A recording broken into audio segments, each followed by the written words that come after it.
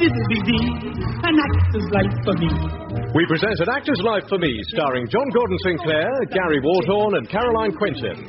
Episode 1, The Scottish Play.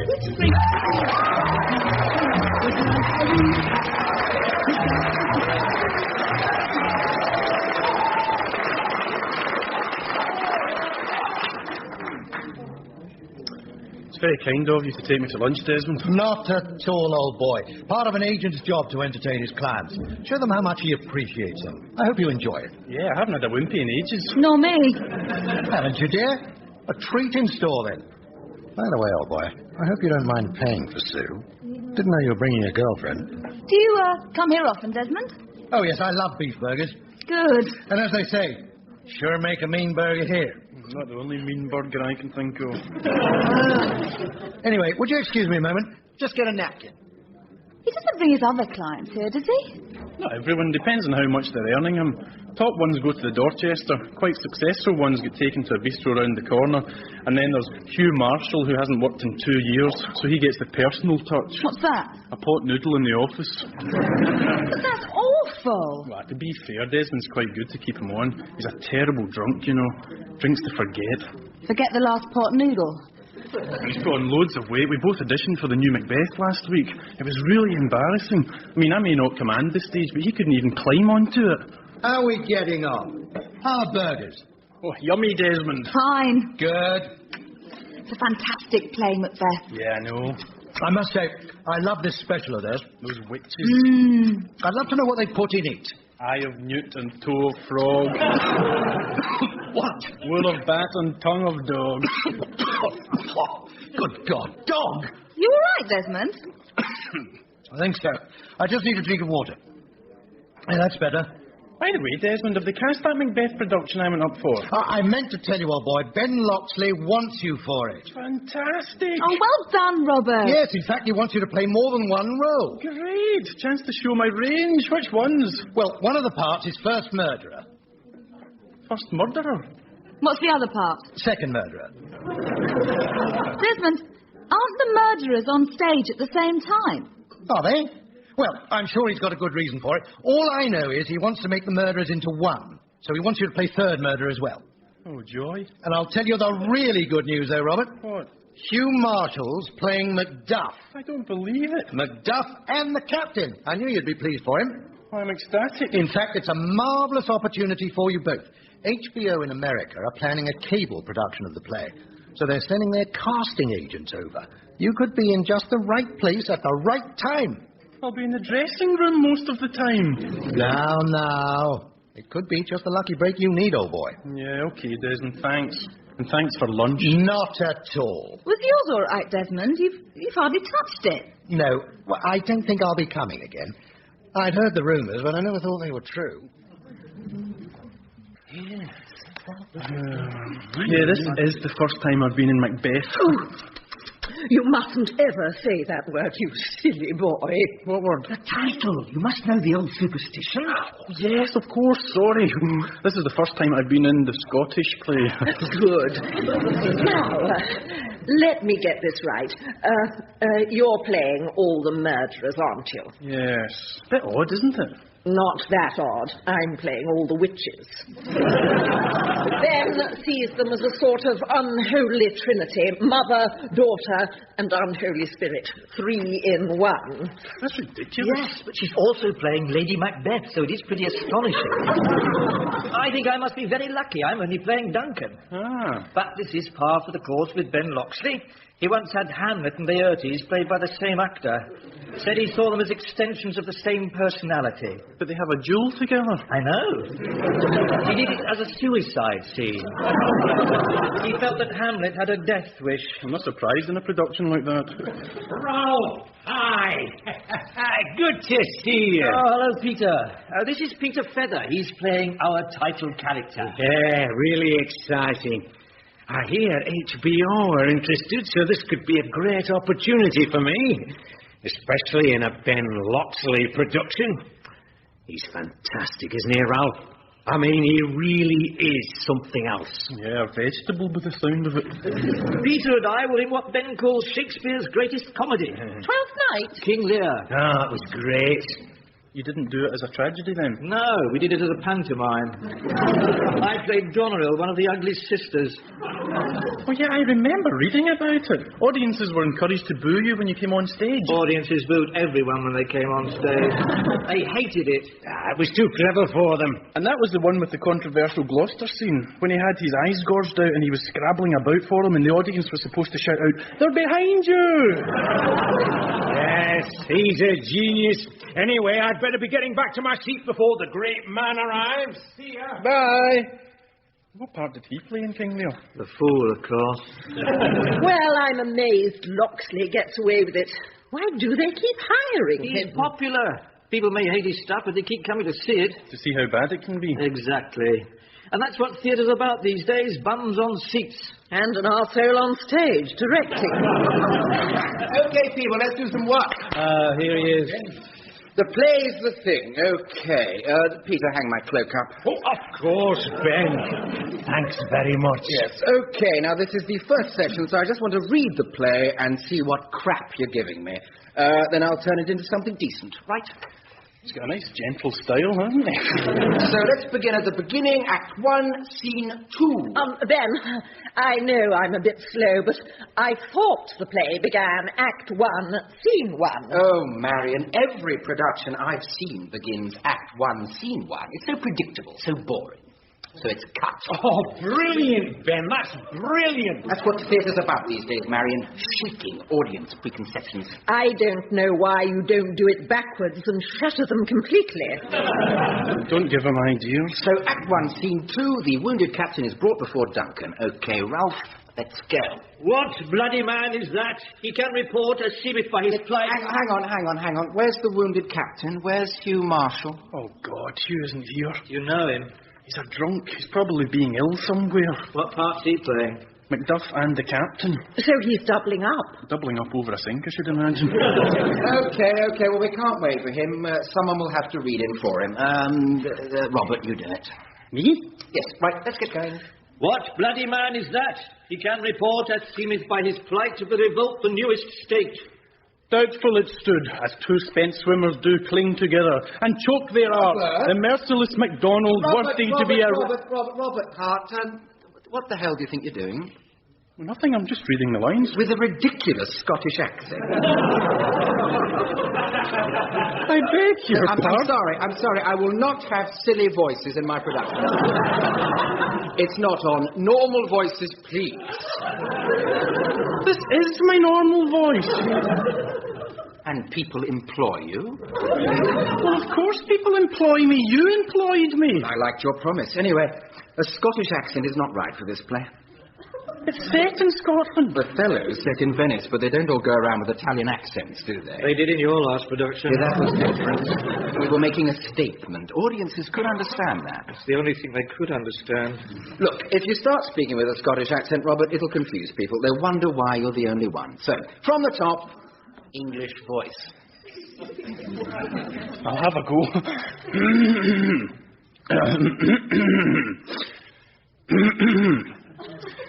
The merciless MacDonald from the Western Isles of Cairns and Gallow glasses is supplied, and fortune on his damned quarrel smiling, showed like a rebel's whore, but all's too weak, for brave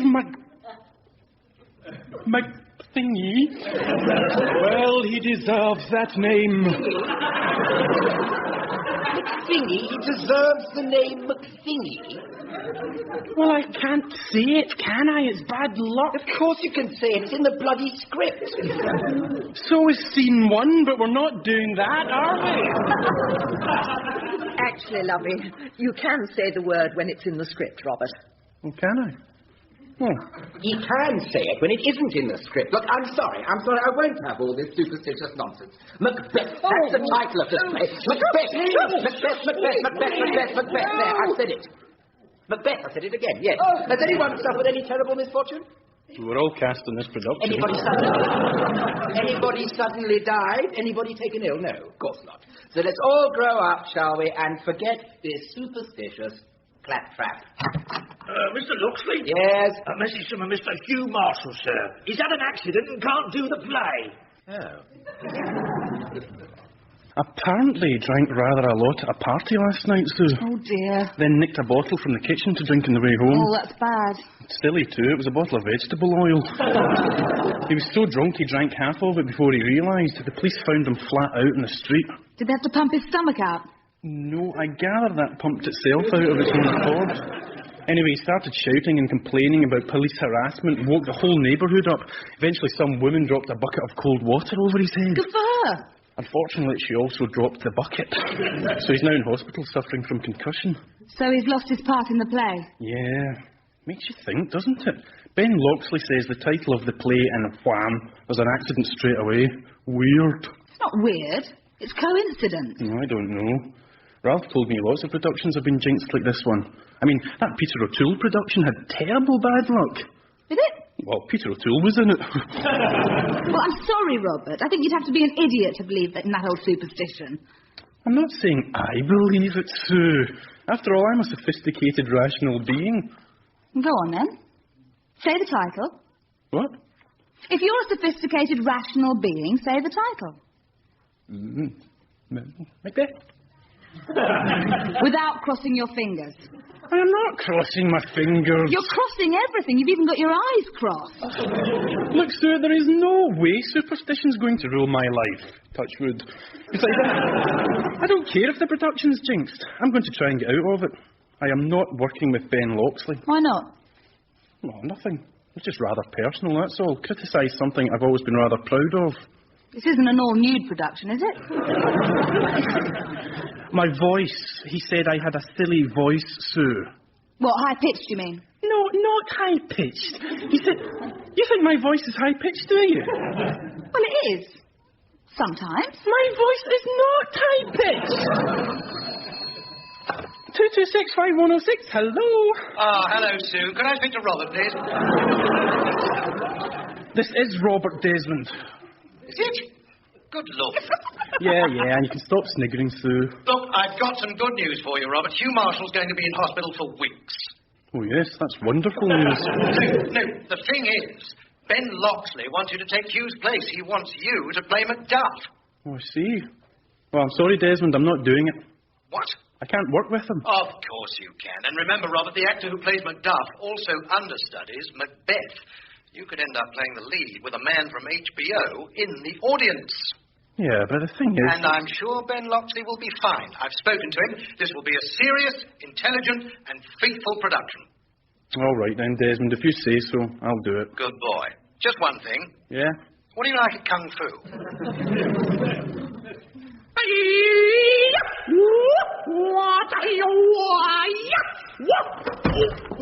Sorry, Ben. Everyone. Someone repair the scenery again. Oh, I keep losing my balance and kicking in the wrong direction. That's the fourth backcloth you've ripped this morning, Robert. Sorry. We've been rehearsing this for 6 weeks. We open in 5 days. Now get it right. Yes, this is the climax of the whole play. My whole performance.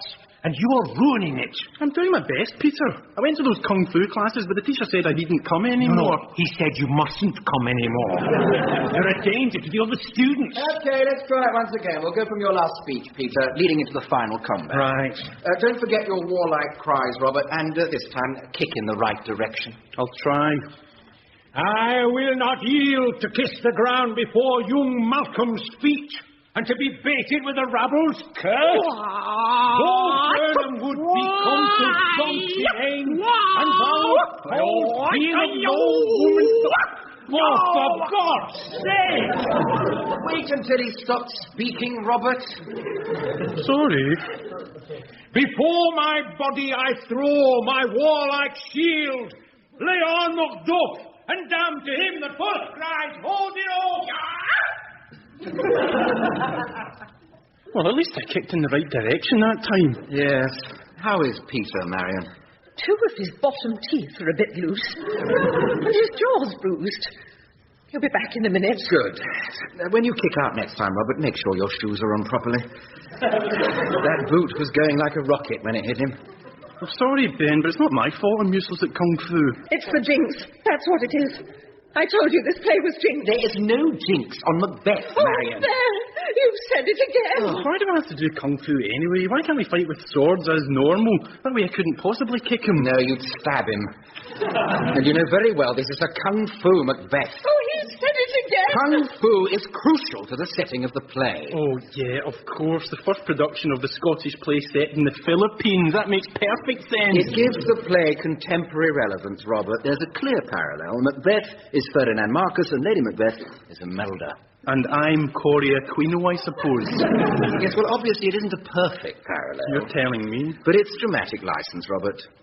If Shakespeare were writing today, he would set this play in the Philippines. If Shakespeare were writing today, he'd be writing to his lawyers about this production. Oh, dear me, Robert, you're so conventional. Take a break and we'll do the fight scene again when Peter's back. Trevor, love, we need more joysticks for the sleepwalking scene. God, I hate that man, Marion. Now, dear. Don't let him upset you. But he's murdering this play. I mean, making you play Lady M as Imelda Marcus. You seem to spend every scene counting shoes. I know. Still, audiences will love it. Will they? Oh, yes. It's hilarious. Especially the end. That fight will bring the house down. It'll bring the set down if I keep kicking it. And you're such a wonderful combination. A Scottish Macduff with an English accent and a Macbeth who sounds like Roy Hattersley on a bad day. Peter doesn't sound like Roy Hattersley. He does since you hit him. Oh, and I sound silly too. Well, a bit, yes. But don't worry. A director is only in control of a production until the curtain rises. Come opening night, if you decide to go on stage with a Scottish accent, he can't stop you. Yeah, you're right. Just one thing if you do, though. Yeah? Try not to sound so high-pitched. Peter's ready now, so we'll pick the scene up from the same place. Macbeth's last speech. Give him his cue, Robert. Then yield thee, coward, and live to be the show, and give off the town. I will not yield to kiss the ground before young Malcolm's feet, or to be baited with the rabble's first. Stop!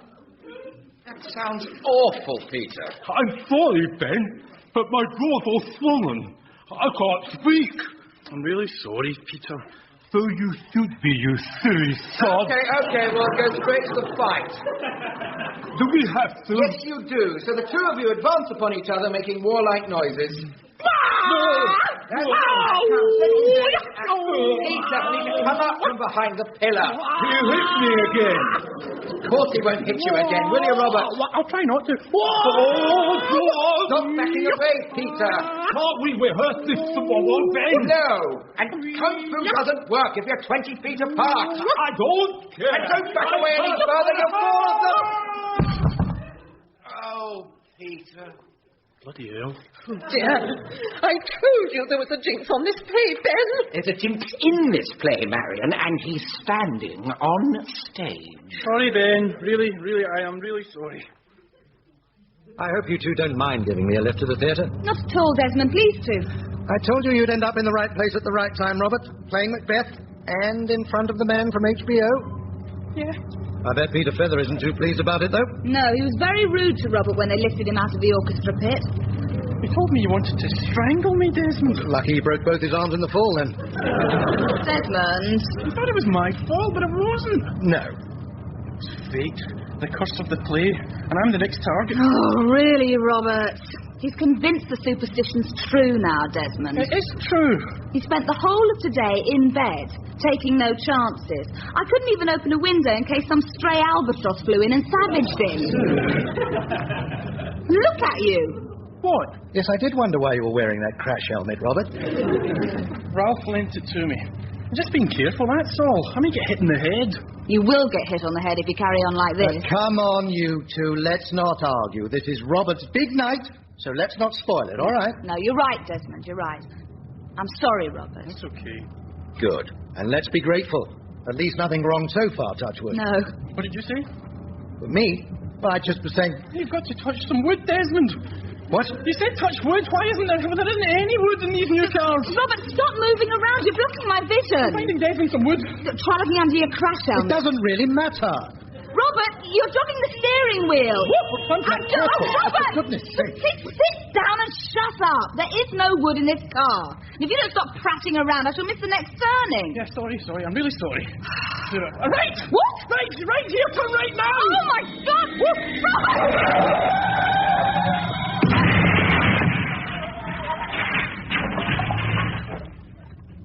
Oh, my God. I've caused a crash. Good Lord. That's all right, don't worry. That car swerved to avoid me and it hit the other one. Don't stop. It was my fault. Doesn't matter, keep going. Yes, but this isn't even the right road anyway. Why are we going down here? Because there are some trees at the end. Desmond could touch one.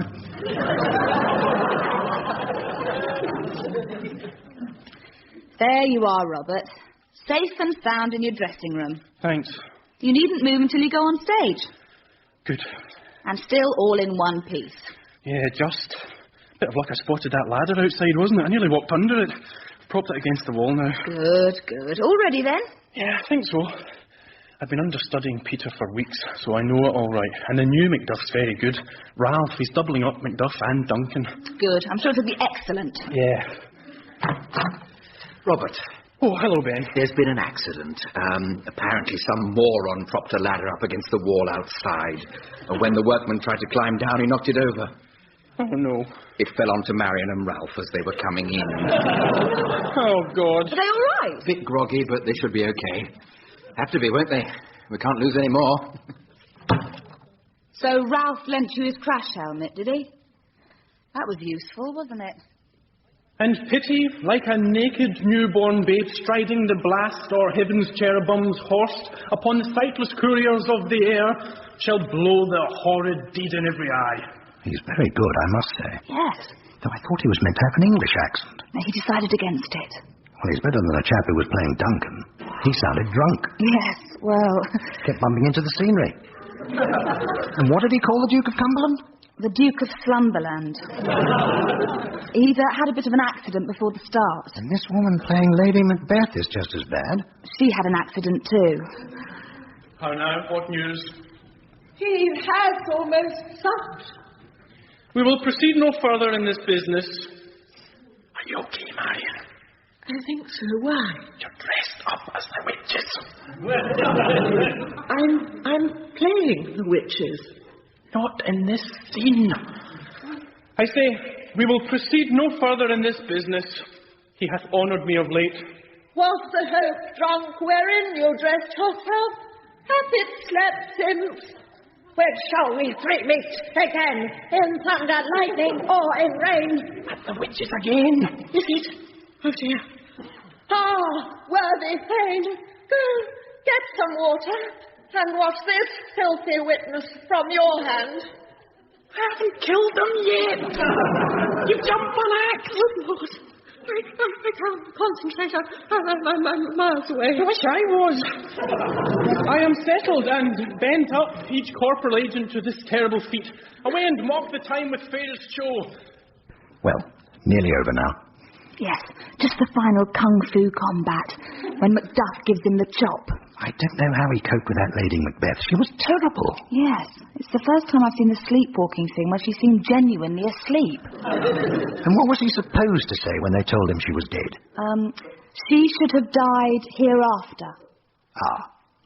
Not she should have died in Act 1. No. Ah, here's Macduff. Ralph still looks a bit shaky, doesn't he? Turn, hellhound, turn, and let the angel whom thou still hast served tell thee Macduff was from his father's womb, his mother's womb, untimely, ripped. What's the matter, Ralph? Red faint. You can't faint. You've got to kill me. My head hurts. I will not yield, Leon Macduff. And damned be him that first cries, hold enough! What? Hold enough! What? I give up.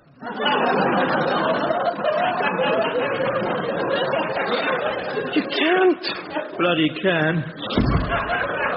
Get up! Get up and kill me! I'm not supposed to win this one!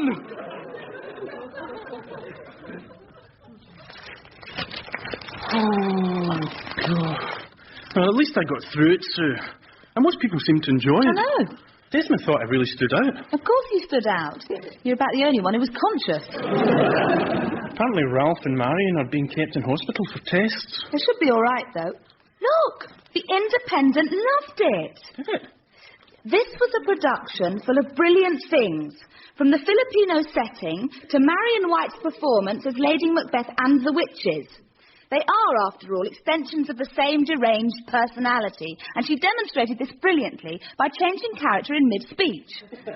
But most astonishing of all was Ben Loxley's decision to cut not only the first scene, but the last scene as well, thus leaving Macbeth unbeaten and denying us our cathartic release.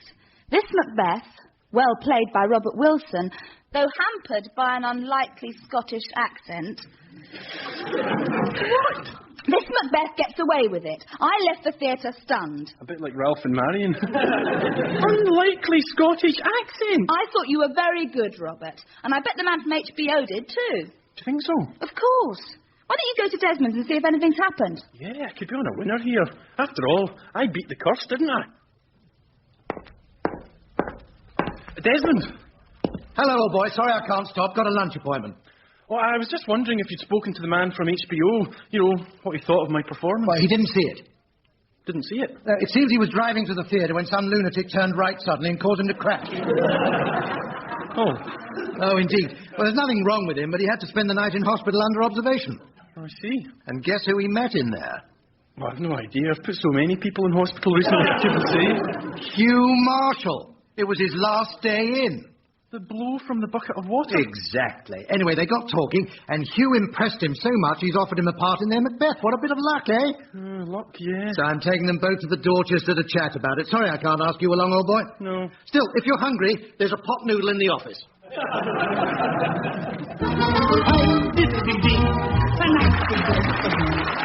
That was An Actor's Wife for Me, written by Paul Mayhew Archer, starring John Gordon Sinclair, Gary Waldhorn, Caroline Quentin, Joe Kendall, Danny Schiller, Joe Dunlop and Jonathan Kidd. The producer was Paul Spencer.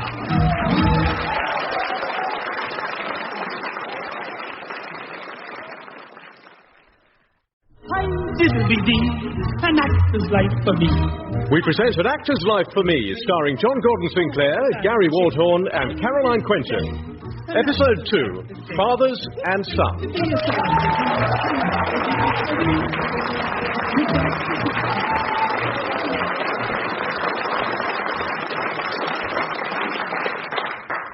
Oh, I thought you were wonderful, Robert. Thanks, Mum. Oh, wonderful. I'm so proud of you. Hey, but why did you cut the to be or not to be speech from the play? I like that one. We're doing Macbeth. Oh, don't be silly, Jean. Your mother knows nothing about the theatre, Robert. Aye. Probably explains why she thought you were wonderful. You didn't like my Macbeth then, Dad? No, I didn't say that. No, you weren't bad. Not as good as Duncan McLeish, but he was the finest Macbeth I've ever seen. But you weren't bad. Duncan McLeish? Aye, the local Bobby in the Strathmore Players, remember? Ah, he was superb. The local Bobby? I saw that performance. Aye. I'll never forget his big soliloquies. He never remembered them. Oh, no, lad.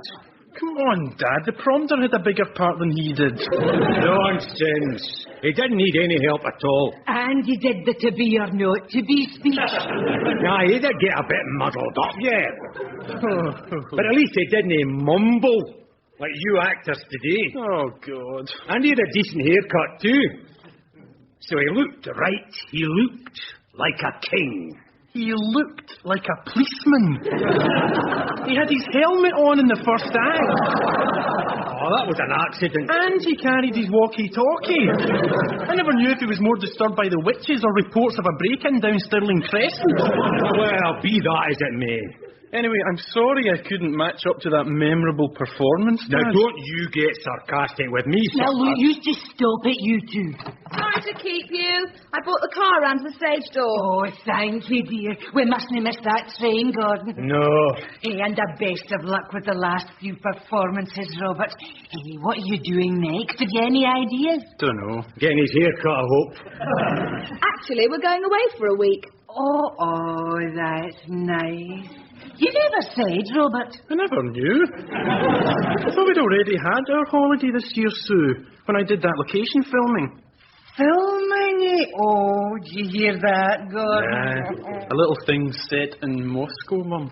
Moscow? Oh, gee, that's exciting. They shot it in Bradford. 3 days in Bradford is not my idea of an annual holiday, Robert. I can't afford another one. You could come and stay with us for a few days, dear. In fact, it'll be super next week. Will it? Aye, the Strathmore players are doing Peer Gynt.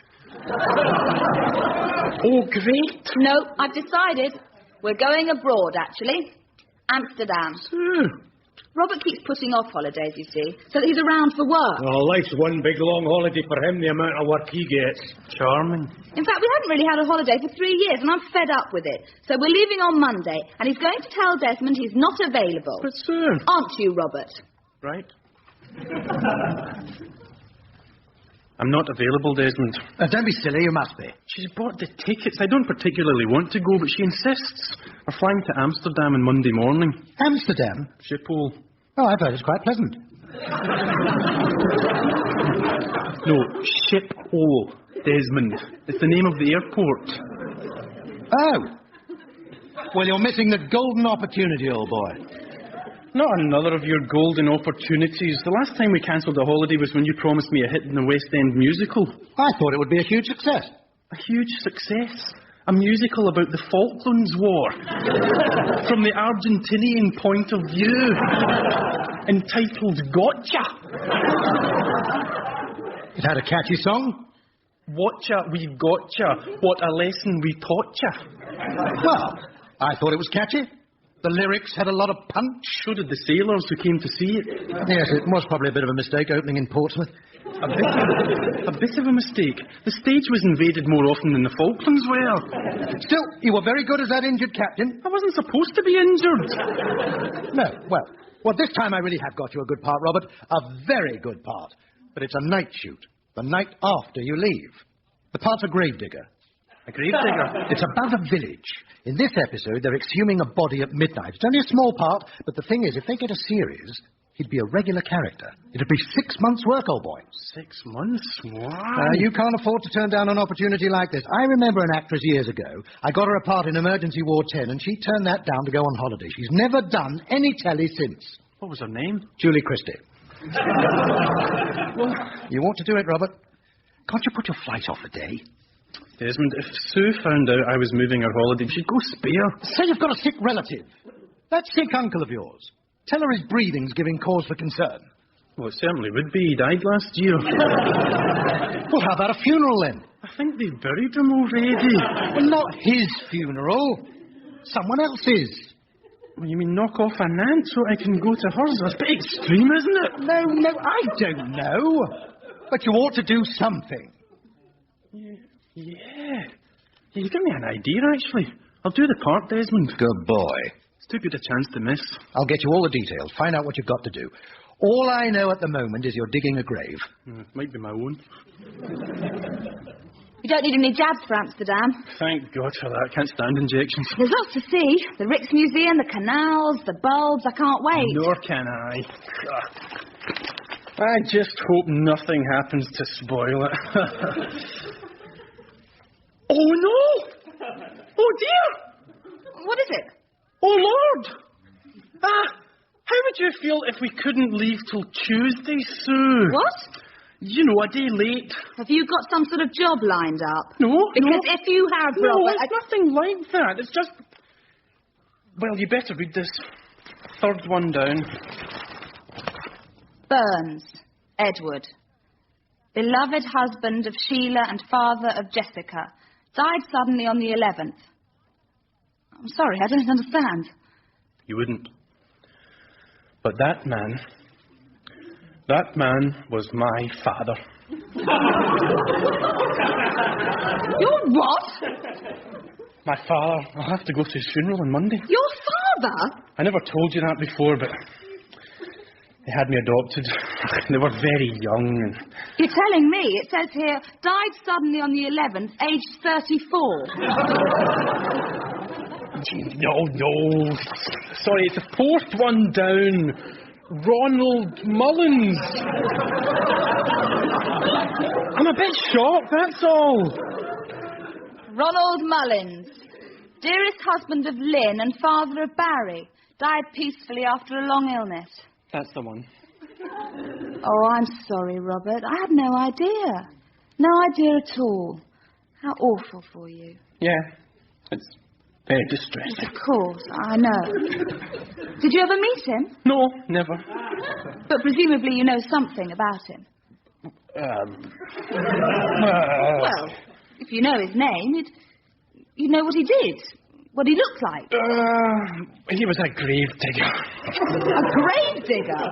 Vicar, I mean, and I once saw a photo. He was tall, dark, and handsome, and I'm sorry, No, I'm sorry. I shouldn't be asking you. It's just so sad. He rejected you at birth, and you never got back together. You never made it up. I think I made up quite a lot. So, what about Gordon and Jean? Well, they adopted me when they found they couldn't have children of their own. But you've got an older brother and 2 younger sisters. Yeah. When they found they couldn't have children for a little while. Then they found they could again. Oh. I'm sure I remember Jean saying that you were an extremely easy birth. Well, I was. She didn't have to do it. That's her way of talking about it. Oh, I see. And it explains why I don't get on well with Dad, Gordon. We've got nothing in common. Oh, of course. Anyway, you can imagine, since I found out the name of my real father, it's made quite a big impact on me, so I'd quite like to go to Reginald's funeral and... Ronald's funeral.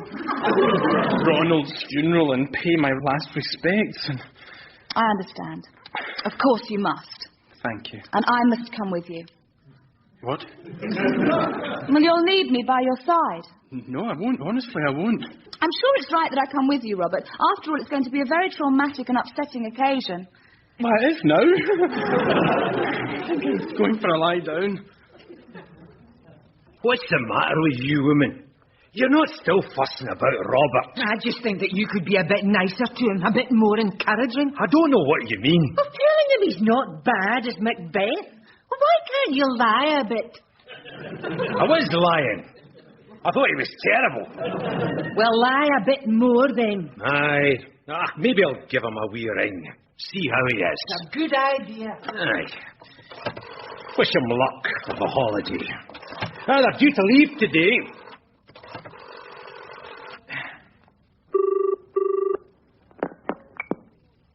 Hello? 2265106. Hello, dear. Just wanted a word with Robert. It's Gordon. Oh, it's a bit awkward, actually. He's in the car. We're about to dash off to a funeral. A funeral? Yeah, it's too complicated to explain, but look, while you're there, I just want to say, I think you're terrific. I beg your pardon? Well, looking after Robert like you have. He's told me, you see, that he's not your son. Not my son? That you're not his real dad, and I think you're fantastic treating him like your own. It's great. What? Yeah, I better go. I'll see you soon. Bye. Jean? Jean, could I have a wee word with you? How do you feel? Terrible. Your mother looks very dignified. What? Oh, yes. She's lovely. Very elegant. Though I must say, I never expected her to be Chinese. Nor did I. Welcome to St. Michael's. We are gathered here this afternoon to say goodbye to a dear husband, father and friend, Ronald Mullins. He was a man I knew for many years, as a boy, as a student, and as a young man going into his chosen field of aeronautical engineering. What was the vicar? No, Vickers. He worked at Vickers, that's what I said. Oh! Eventually becoming one of de Havilland's leading engineers. And then he moved to de Havilland's. Ronald, as we all know, was only 5'3" in height. You said he was tall. Well, tall-ish. 5'3"? And yet, he was such a powerhouse that he seemed like a veritable giant. Exactly. He seemed tall. But above all, he was a very courageous man, especially in the way that he coped with the unfortunate hereditary psychological disorder that afflicted him for many years. Hereditary psychological disorder? A disorder that led to short bouts of rudeness and irrational behavior. Oh, no! You've got it too! Of course I haven't. Yes, you have, except yours are long bouts. Thank you for coming. Mother, we should leave in precisely 1 minute. Yes, not now, Barry. Thank you for coming. We're due at the Creme at precisely 3:15. From here to there at her speed, it takes 17 minutes exactly. Look. I've timed it. I'm sorry. Thank you for coming. She looks a bit fraught. Yes, can we go now? We must speak to her first. What? Well, we can't go without saying something. She might be able to help you, Robert.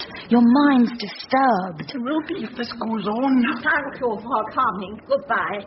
You don't know us, I'm afraid, Oh, but please. it's really rather awkward, you see, because... Yes? Robert, say something. Goodbye. Not that. Come back. Let go of me. Robert's a bit embarrassed, but the thing is, well, it's really wonderful. In fact, it's so wonderful, I just have to tell you. No, you don't. Tell me what? You may have lost a husband, but you have found a son. I beg your pardon. Oh, God, I'm going to die. Please let me die. Oh, hello. That was the most embarrassing afternoon of my entire life. But it's not my fault. I thought she was your mother. You told me she was your mother. I made a mistake. A mistake? You know, and I was confused. You're confused. Look, let's get this right. Someone else is your mother. Yes. But Ronald is definitely your father. Of course he's my father. I told you. Good. I just wish I hadn't told his widow. No, that was a bit unfortunate. She'd no idea he'd got an illegitimate son. No. Nor did he. I'm not surprised you went completely hysterical. He must have been carrying on with this other woman for the first 2 years of his marriage. I suppose he must. I've never seen a woman swear at a funeral before. No. Or rip a wreath apart with her teeth. Or kick a coffin. It's very embarrassing. I'm just glad it's all over, that's all. Over? It's just starting. We've got to find out about this disorder of yours now. Oh, no. But don't worry, I've left the family our name and address. They can give us some advice. And I'll book you in with a psychiatrist when we get home. Desmond, you've got to help me. You got me into this. What's the matter, old boy? I pretended I was adopted so I could go to some bloke's funeral today. I told Sue he was my dad, but it all went wrong, and now she wants to send me for psychiatric treatment. Now, old boy. I know exactly what to do. This calls for my talent for voices. 2265106, hello? Miss Bishop, this is Heinrich Wonk. I am an expert in nervous disorders, and der Familie Mullins, they ask if I am in touch with you can get. Yes, I see. Herr Wonk, is it? Ja, und then Mr. Wilson to see me must come, and we can his problem in my clinic discuss. Ah, sehr gut, Herr Wonk. What? Ich bin sehr engaged über Robert. Und ich hoffe, dass es wach machen können. Verstehen Sie? I'm sorry, I do not German speak. You are German. Yeah, but I have not been back for a few months. I forget it. Desmond, what are you doing? Your pardon, beg? I know Robert's frightened of going to see a doctor, but really, roping you in to help him is pathetic. He's got to face up to it. Yes. Sorry, dear. Is it so? Your agent, Dr. Desmond Mengele. What? You'd better speak to him whilst I get the door. Desmond! Desmond, what's going on? Sorry, old chap. Nearly full running. Nearly. But look, don't worry. She still thinks you're adopted. All you've got to do now is sneak out tonight after she's gone to sleep and nip off to the shoot. Oh, yeah, easy. And nothing terrible can happen before then, so relax. Right, thanks. Robert! Look who's come to visit. Hello, brother. Of course, I can't tell you the thrill it gives me to say that. Brother. Barry, thought I'd just pop round so we can get to know each other. Do you know, I only live 7.3 miles away, door to door. Oh, joy.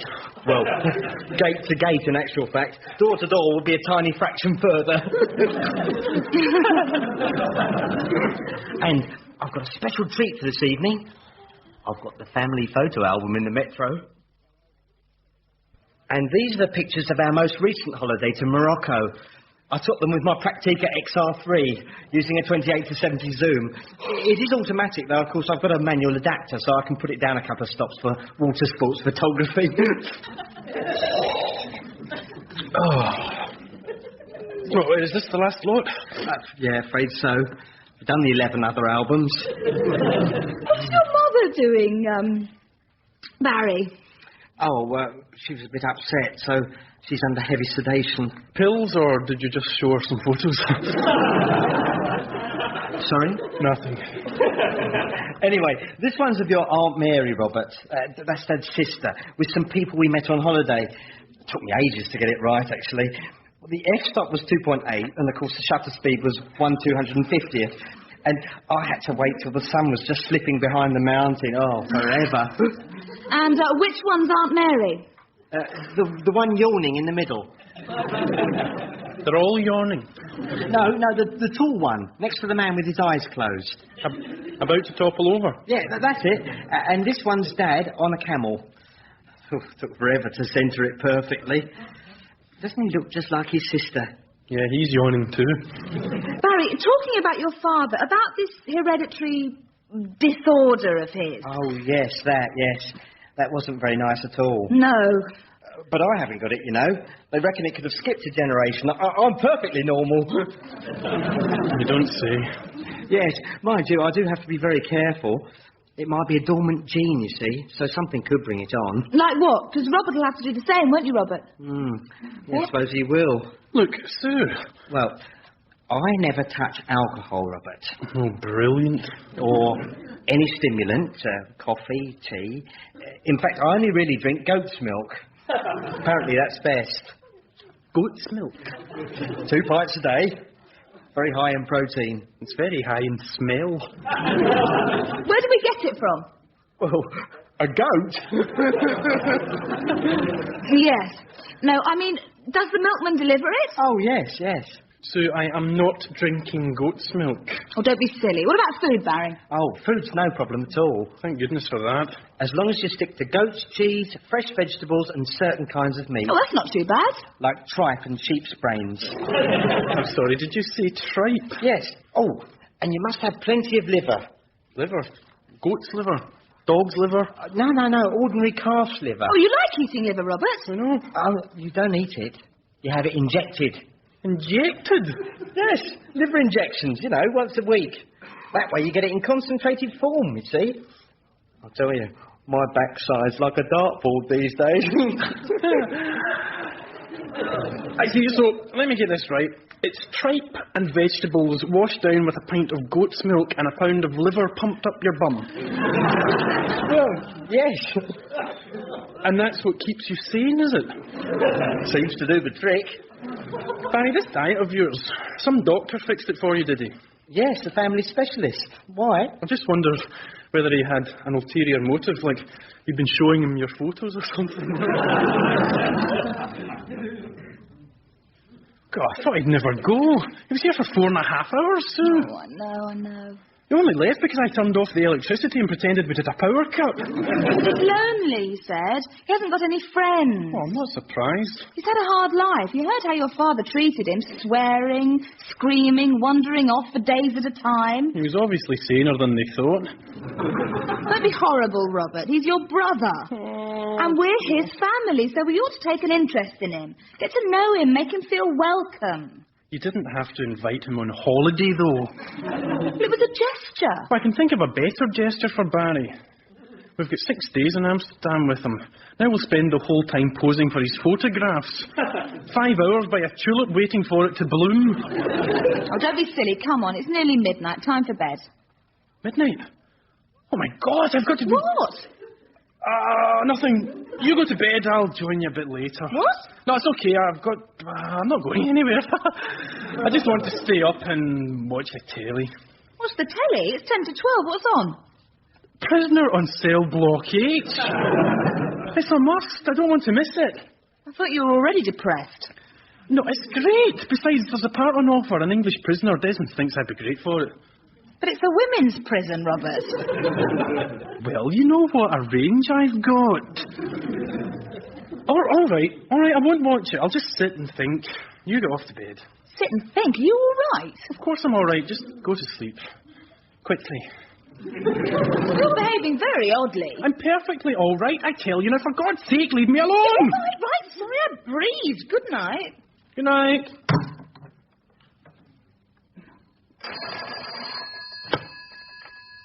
2265106. Hello? Miss Bishop, Sergeant Robbins here. You rang us about your missing fiancé. Oh, yes. I woke up at 1:30 and he'd gone. I think it must be something to do with his illness. Well, we found him. Oh, thank heavens for that. Walking the streets. A car's bringing him back now. He didn't want to come. Said he was on his way to a cemetery. What? Yeah, he was a bit hysterical. Something about he'd got a job to do, exhuming some grave. Oh, my God, he was going to dig up his dad's. Eh? He'd only just been buried. Oh, the poor man. It's more serious than I thought. Oh, don't let him wander off again. No, don't you worry. I'll give him a sedative as soon as he comes in. Oh, coming. Well, it's you, Desmond. Why didn't you answer the phone, Robert? I've been ringing all morning. I've been asleep. Ah, so that's why you missed the filming, is it? The film company rang me and told me you didn't turn up. You were in bed, were you? I was in a police car. What? Desmond, at this moment, Sue is out buying sedatives in bulk and probably a straitjacket if you can find one. Sorry? Thanks to you and this job of yours, I've got a dead lunatic father. There's a pound of tripe boiling in the kitchen for my lunch. And I'm about to go on holiday with the most boring man in the world. Ah. In fact, the only possibly good thing about this whole affair is that Sue doesn't know I was going to work. She'd probably kill me if she found out. Luckily, she still thinks I'm adopted. Oh, good. Robert? I've just met Gordon and Jean outside. They seem a bit upset about something. They've come down specially. What? I want a word with you, my lad. Dad! What's all this you've been telling Sue, that I'm no your father? Oh, no. I've had it out with your mother. She denied everything. She says she's never been with another man. Oh, I haven't. I don't know what you're saying, Robbie. It must be some mistake. So what's it all about, eh? Come on. I made it all up, that's all. What? Made what up? Everything. I'd got a job lined up yesterday, so I had to delay the holiday, so I pretended I'd got another family so I could go to the funeral. That's all.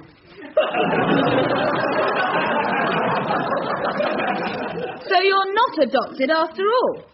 No. And you're not illegitimate? No. Just a bastard.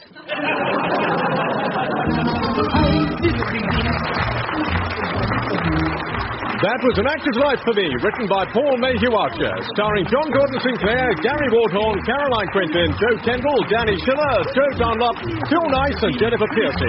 The producer was Paul Spencer.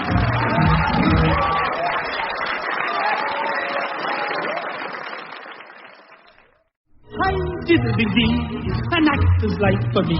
We present An Actor's Life for Me, starring John Gordon Sinclair, Gary Waldhorn and Caroline Quintin. Episode 3, Heartthrobs.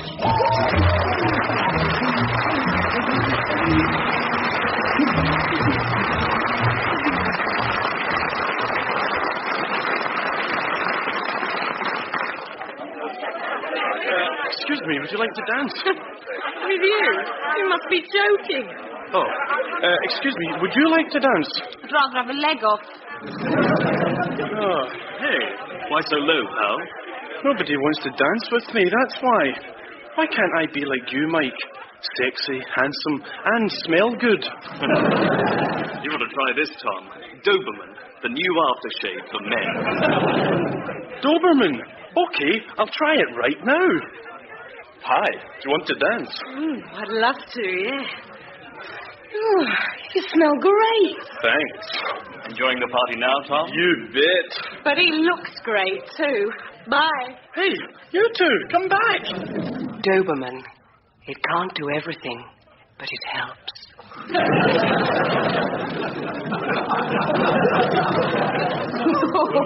Oh, dear, oh, dear. Shut up, Sue. Well, that's it.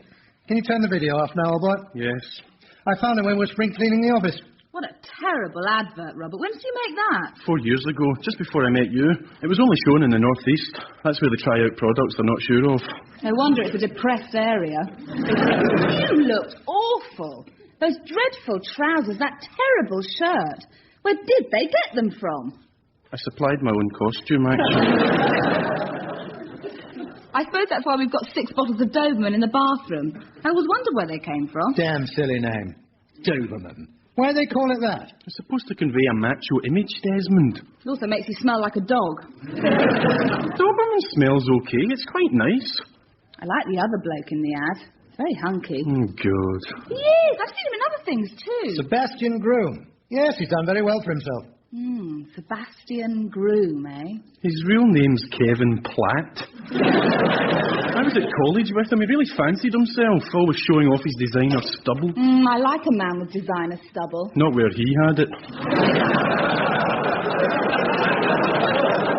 Just because he's better looking than you are, Robert. Honestly, you looked awful in the last thing you did. It was a headache advert. I was supposed to look awful. Not after you'd taken the tablet. I'm not surprised they never showed it. Well, just you wait. If I get this new romantic part I'm up for, you'll soon change your tune. An important part, isn't it, Desmond? Yes. I don't know any of the details yet, but it's an American film, and they're certainly very interested in you. There, see? I could be the sex symbol of the 90s. Or the over 90s. Do you have to undermine me all the time? Oh, I'm sorry. Especially in front of Desmond. I was only joking. I love you. I love you too. You know, I think those are the bluest eyes I've ever seen. Really? My eyes are brown. No, Sebastian Groom's, I mean. I can't believe how blue they are. Oh, great. That's great, that is. I'm sorry. I don't know what made me think of him. Sorry. You're beautiful. Love your eyes. Love your lips. I love your nose. What? Sorry, it's just that you always say the same thing. I know it off by heart by now. Oh, I am sorry. It must be so boring being so predictable. Well, it doesn't matter. It's just that... You always say the same thing too, you know. Do I? You mean... That didn't last long. No, not that. I know. I'm sorry. Forget I said it, all right? All right. You've got such soft, silky hair. Lovely cheeks. Squidgy kidneys. What? Just trying to be unpredictable, that's all. Right, give us a kiss. Mwah. Have you shaved today? Well, not since this morning, no, but... Your hair needs a good comb, too. Sure. What about your teeth? Have you brushed them this evening? No, I removed each one individually and scoured it with a Brillo pad. Of course I brushed my teeth. Oh, I'm only asking. Hey, that does it. I'm off to the No, bathroom. Robert, I'm sorry. Gargle with Listerine, wash my face in Dettol, and douse my privates in Domestos. Robert, I didn't mean to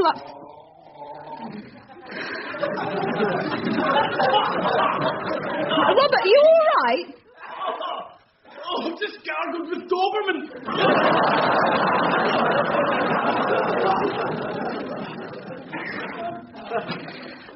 dear. Do you want to forget it for tonight? I think we'd better, yes.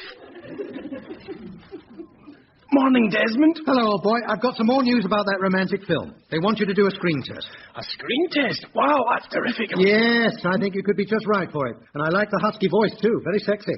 I gargled with aftershave. Burnt my mouth. You actors, the things you'll do to get a part. I didn't do it deliberately, Desmond.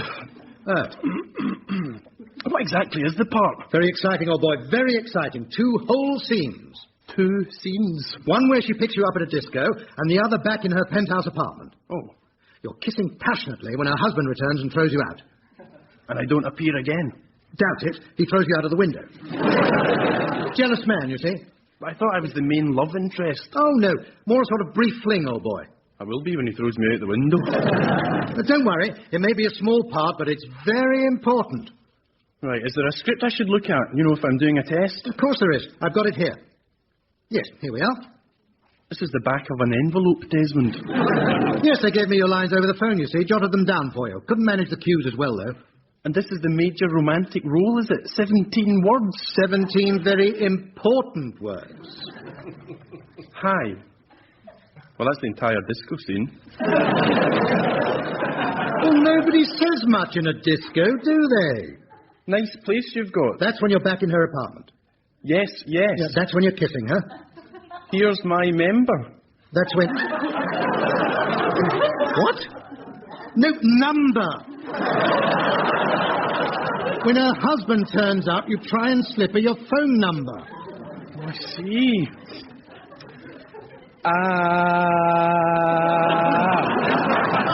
Yep, that's when he chucks you out of the window. I thought I'd better give it to you so you can learn it properly. Oh, yeah, thank God for that. I'll need a few evenings on this one. Very tricky. Good boy. Look, I'm sorry, Desmond. I don't want to do this. This is a big American company. I am not prostituting my talent. They're offering £3,000. I am an artist, Desmond. I work for higher motives. Kim Bassinger's playing the girl. I'll be there.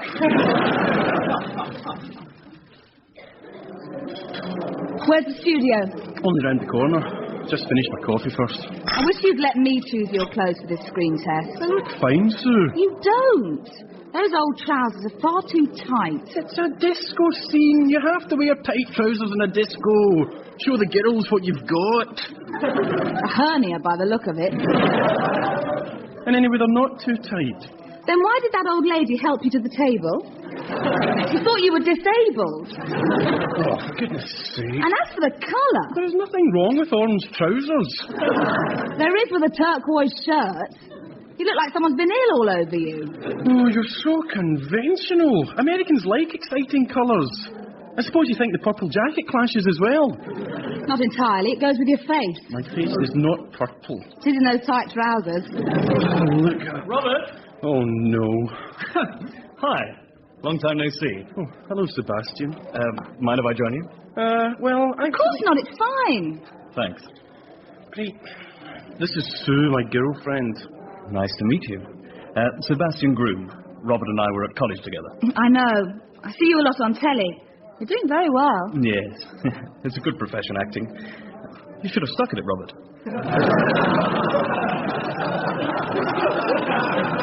I have stuck at it. I just don't get much work. Oh, sorry. Are you up to anything at the moment? Yeah, I'm about to do a screen test, actually. Oh, no. It's only a small part, but it's Kim Basinger, so, well, I expect every reasonably good-looking actor in London's up for this one. Yeah, well... What are you here for, Robert? I'm up for it, too. Really? It's not a comedy, is it? Not that I know of, no. Oh, well, whatever it is, it's bound to be different from the last thing I did. Why, what was that? The headache ad. Apparently the first guy they got looked awful, even after he'd taken the tablets. I mean, can you imagine it? Good Lord, eh? I mean, it's not much good if you're advertising headache pills. No. You haven't got a couple, have you?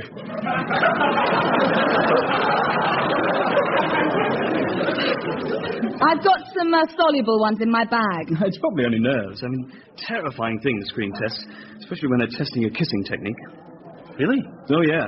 I mean, because there's so many techniques. I'm not sure which one to use. It's a real problem. Oh. I mean, what do I do?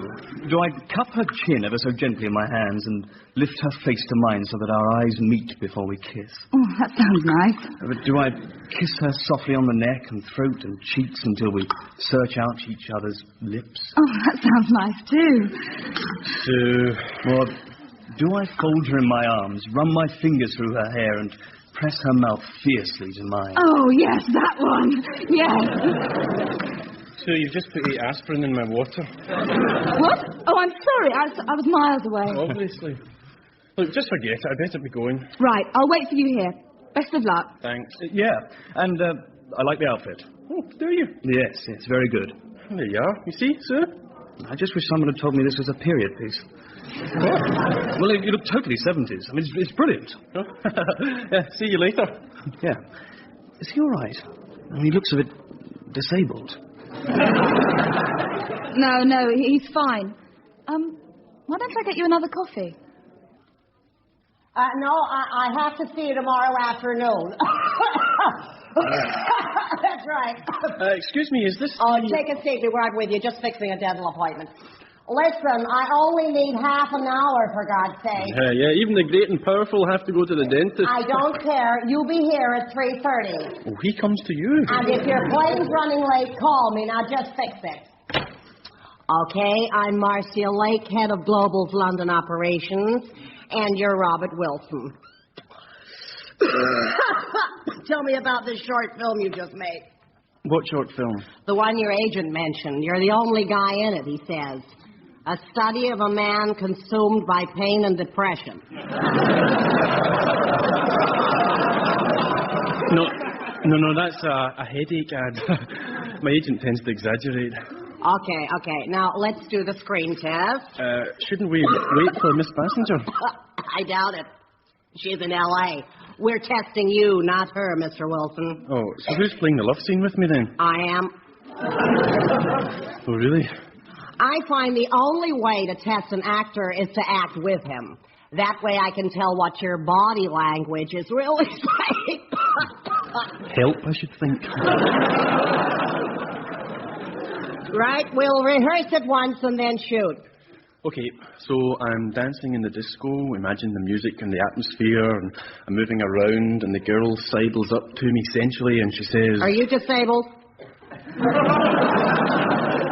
What?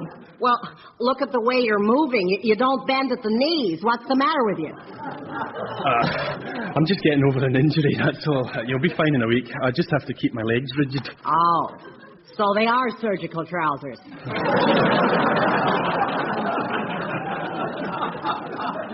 Support ones. No wonder they look real strange. Yeah. Can we go on now, please? Okay, from the top. I sidle up to you and I say, "Hi there, big fella." Hi. You sure is one hell of a sexy guy. I want to wrap my arms around you and kiss you till your mouth aches, your lips crack, and your tongue dries up. Want to dance? Good God, no. What? Sorry, I just reacted instinctively there. Listen, I am a beautiful woman offering myself. You only got one thought in your head to get me into the bedroom. And lock the door on you. What? Perhaps if we moved on to the next scene, just for this run-through. So, we're in the apartment, we're standing close together, and you say... Nice place you've got here. Who cares about the place? Can't you see I want you? I want you so much. I want a big boy. Why don't you kiss me? You've got a cigarette in your mouth. We're just rehearsing, for God's sake. Oh, I'm sorry, but... Come on, you take me in your arms, look me in the eyes, hold me close. What are you doing? I'm running my fingers through your hair. I've just had it set, for God's sake. Get them out. My hairdresser's only just flown back to L.A. Well, I thought... Get on and kiss me, you dumb klutz!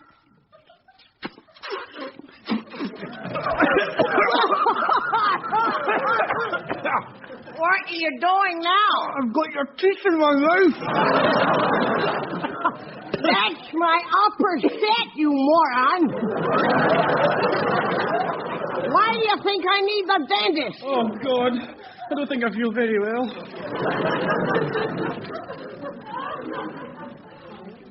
Robert, are you sure you don't want to come to this party tonight? Of course I'm sure.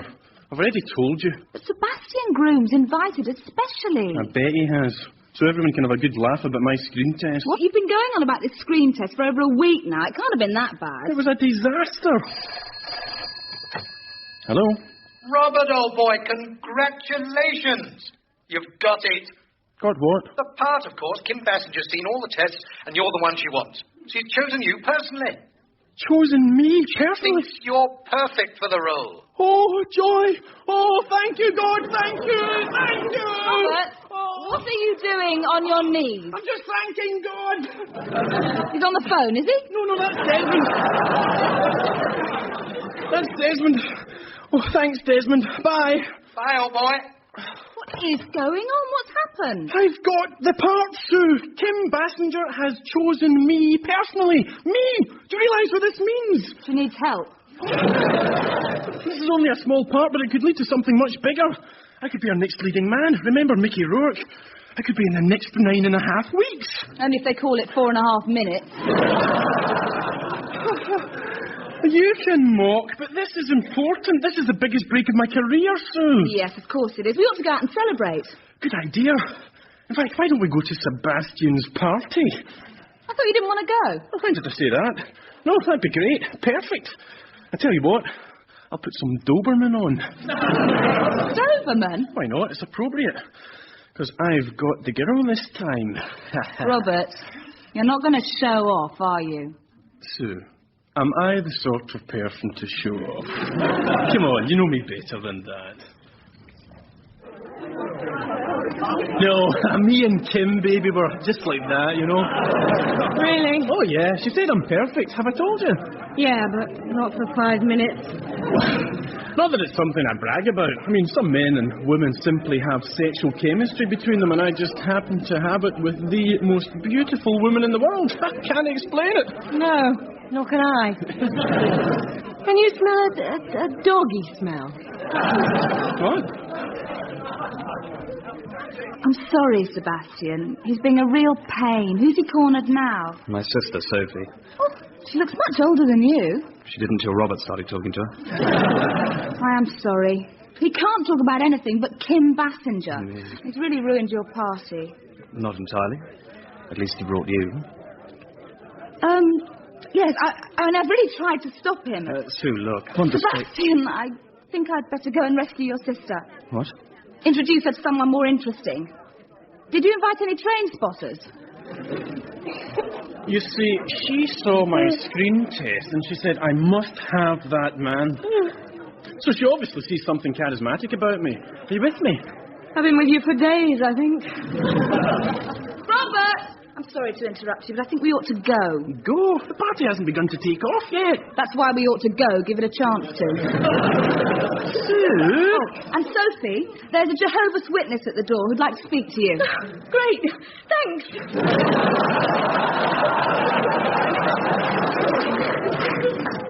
My cousin getting nabbed by the Jehovah's Witnesses. What? Yeah, terrible. They tried to convert him. Really? Robert. They had him in for 9.5 weeks. Oh, talking of which... Robert! Stop it! What? Come on, we're going. You've done nothing all evening but bore people rigid. You've driven half of the guests out into the garden. People like going into the garden at a party. Not when it's raining. You've grabbed people and gone on at them. You've shown no mercy. No Mercy? That was a good film. Richard Gere and... Come on! Bye, Sebastian. I'm sorry we've got to go. Robert's got another one of his headaches. No, I haven't. You have now. Come on. Oh, Sebastian. Yeah, I'm just going to get everyone in from the garden. I just wanted to ask you something. What? Well, who is this Kim Bassinger he kept on about? Well, I enjoyed that. You make very good spaghetti bolognese. Good. Delicious. Oh, come on. You're not still cross about the party. It was a week ago. No. Well, what then? Please. I've got this shoot tomorrow morning. You said her name in your sleep last night. I what? Kim. Kim. Ouch! Ouch, she said. Ouch, ouch. That was when I kicked you. You've become totally obsessed. You watched 9.5 weeks, 8 times on Tuesday. Oh, for goodness. And as for the way you've treated me... Treated you? Come on, I've been really nice, romantic. Remember Monday evening on the sofa? Oh, yes. I'll never forget the way you kissed me on Monday. In fact, I can't forget it, can I? Because you videoed it. And then played it back so you could study your technique. Look. And then you made us do it again. Yes, And well. then, to top things off, mixed our tape with 9.5 weeks when you took it back to the video shop. I said I was sorry. Anyway, I didn't know one of your pupils would take it out next. No. Or make pirate copies. Robert, we are the most pirated video since E.T. They sell it behind the bike sheds. Sexy Susan, mistress of lust. I really am sorry. Can you imagine what school's been like this week? Smutty giggles behind my back. Well, kids are like that. That's the staff. The kids come straight out with it. Saw you on TV, miss. Better than Black Eyes. We were only kissing. Kissing? You made me say the bloody lines. I want you so much. I want a big boy. And my school is full of big boys. I've had 20 offers already. I said I'm sorry. Sorry. No, don't try and kiss me. You won't get round me like that. Get round you? Probably got a camera hidden somewhere. I have not got a Besides, I don't want to kiss you. Your breath stinks of garlic. Garlic? From spaghetti sauce. I never liked to Oh, my God, you didn't. Oh, no. What? I'm kissing Kim Basinger in 12 hours and you put garlic in the spaghetti sauce. I always put garlic in the spaghetti sauce. It's all right, Robert. Just gargle with mouthwash. Sir, I could gargle with Harpic. It wouldn't get rid of it. It comes from the stomach. Well, try some parsley, then. 10 o'clock. We haven't got any I'm parsley. sorry, I didn't Oh, think I know about... what I'll do.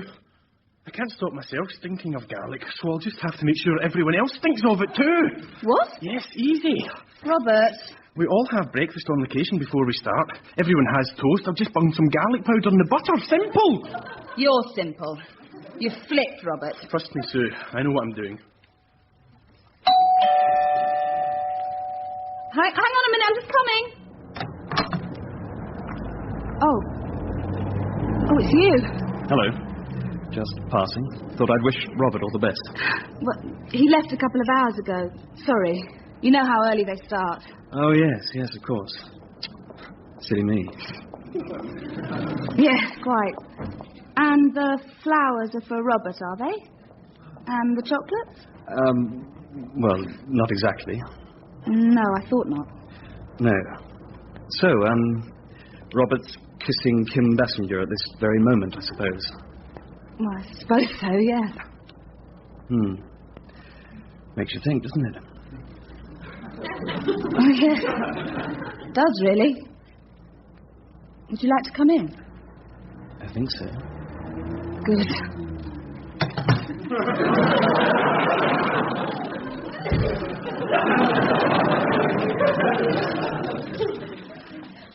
Sorry about the delay, Robert. We'll start filming as soon as Kim's feeling better.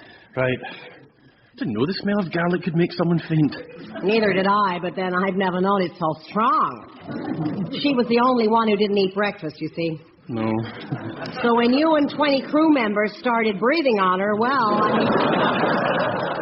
Quite. I told my grocer to bring some fresh parsley, but he can't get a flight till tomorrow. Anyways, we've got to get on. We must do this love scene today. It's crucial to the film. Right. It's only when Kim's husband catches the two of you together that he realizes she's going mad. What? Well, when he finds her kissing someone so unsuitable, so impossibly unlikely, that's when he knows she's insane. So unsuitable? That was a fantastic screen test you did. The way you made yourself look so crap. No wonder Kim thought you were perfect. Thank you. Oh, yes, it was quite brilliant. Oh, and by the way, can you do something about your eyebrows? What? Oh, they don't join together. Pop along to makeup and see what they can do. Hello, I'm back. Oh, Hello.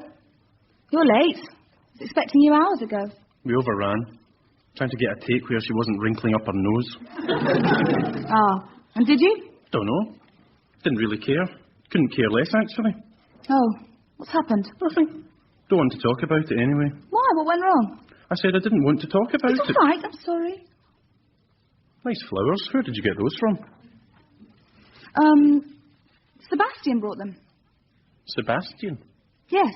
He brought you flowers while I was out. Yes. What for? So he could kiss me. Oh, God. Oh, no, I don't believe it. You kissed Kim Bassinger. That was different. That was my job. I had to kiss her. Had to? You've been going on about it for days. You wanted to kiss her. Look. Well, I wanted to kiss him. Oh, yeah? And what else? And then you went to bed with him, I suppose. No. Oh, come on. Don't lie to me. You did. I didn't. I don't know why I didn't, but I didn't. I couldn't. I wish I had, but I don't know. I've known you too long or something. I don't know. I'm going for a walk.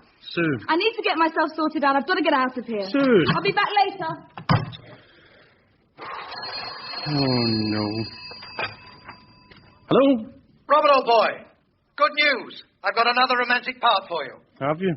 What part? You know the sort of thing. Boy meets girl, boy loses girl. To be shown on American television. It's marvellous. Desmond, what part? Well, they're launching Doberman in the States.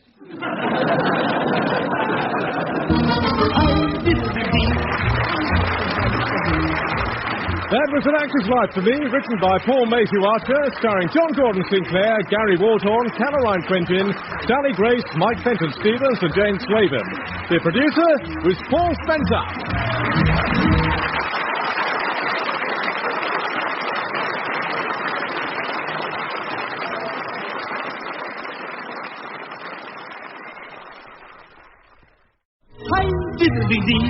An Actor's Life for Me. We present An Actor's Life for Me, starring John Gordon Sinclair, Gary Waldhorn and Caroline Quentin. Episode 4, Up on the Roof.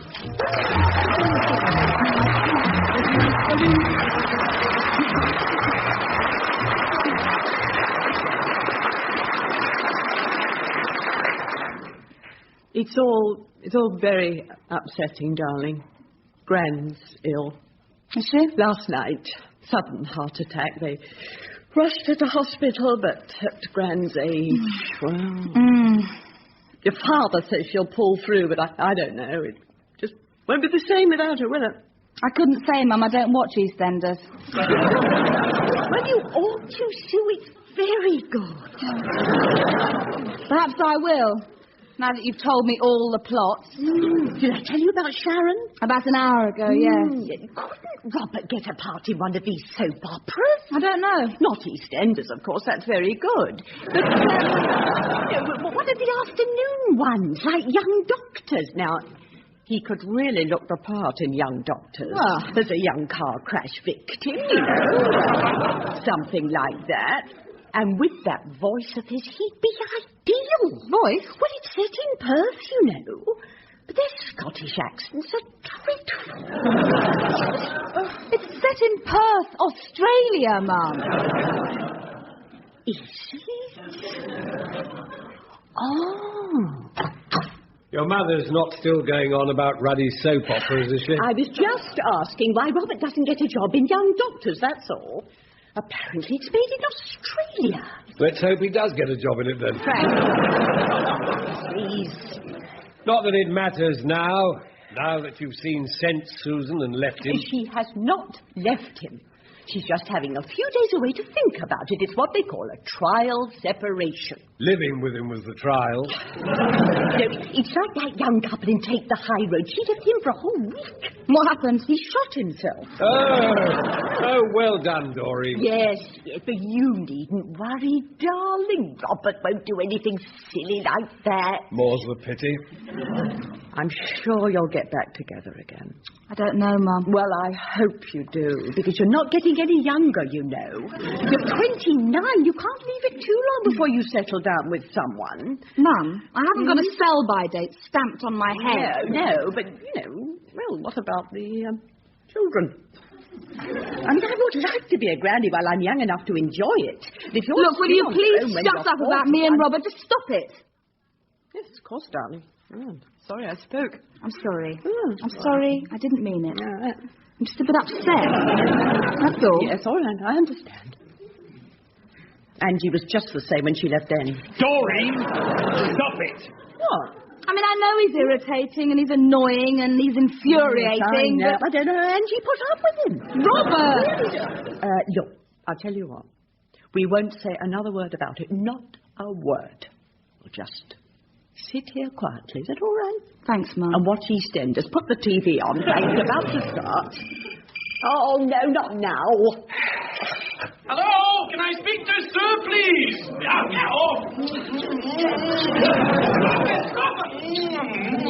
I beg your pardon?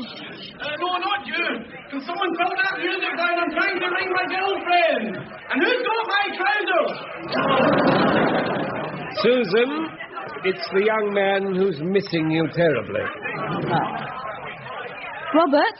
Hello, Sue. You are there. Just wondered how you were. All right, thank you. And you? Oh, you know, surviving. Bearing up. I beg your pardon? What's going on there? Oh, nothing. Just a few friends popped round for a party, that's all. A party? Well, not that I'm enjoying it without you. Well, not much anyway.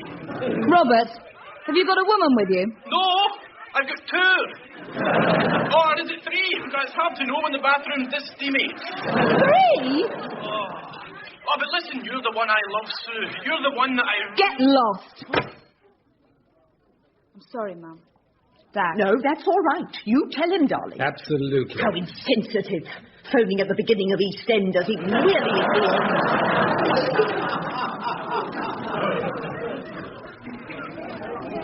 She's rung off!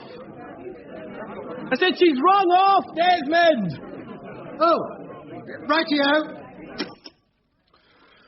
Jealous as hell, eh? It always works, old boy. Are you sure? Yes, she'll be up here first thing in the morning wanting to know what's going on. Then, when you tell her the truth, she'll be so relieved she'll move straight in. For the kill? Nonsense. It'll be fine. I just don't understand why she left in the first place. Well, things had got pretty bad between us. She nearly left a fortnight ago, but...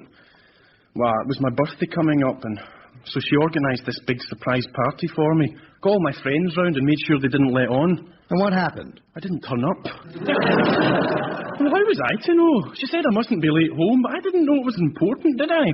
So they had the party without you? Well, not much of a party. Apparently they spent the evening in complete silence with all the lights off.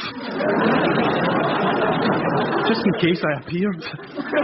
Oh, dear. And that was the final straw for Sue. She packed her bags and went home to Mother. Well, don't worry. She'll be back in no time. 226-6105, hello? Robert, I just want you to know I never want to see you again. Oh, And I think you're a total... Your party's gone very quiet. What? It's a silent party now, is it? No, they had to go suddenly. Get the last bus. It's 7:30, Robert. Yeah, it's a dreadful service, isn't it, Sue? Robert. Is that Sue? Oh, Lord, hang on.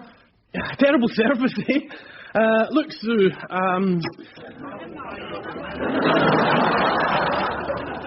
Oh, listen, they're back. Yeah, they must have missed it. Desmond! Sue, listen. Oh, and now they've gone again. I wish they'd make up their minds, these guests of yours. Sue, I can explain, honestly. You've no need to. I know what's going on, Robert. Thought you'd make me jealous, did you? Thought you'd get me running back to see what you're up to? No. That's the most pathetic, moronic idea I've ever come across. I suppose Desmond suggested it. Yes. Look, I'm sorry, but I miss you. I miss you terribly. Can't you come back? I don't know, Robert. Please. If you don't come back, I might do something silly. You've You've just done something silly. Bloody stupid, if you ask me. You know what I mean? I'm so miserable without you, Sue. I feel like jumping off the nearest cliff. Now, that's nonsense. I mean it. There are no cliffs in London. Try a building.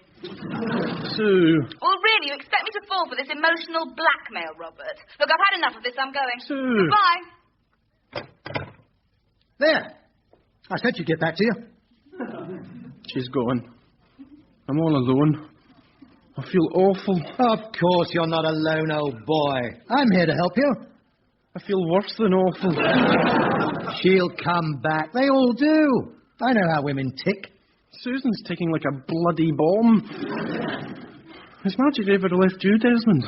Yes, she did once. Yeah, she left me this note complaining that I never shared anything with her. Never told her anything.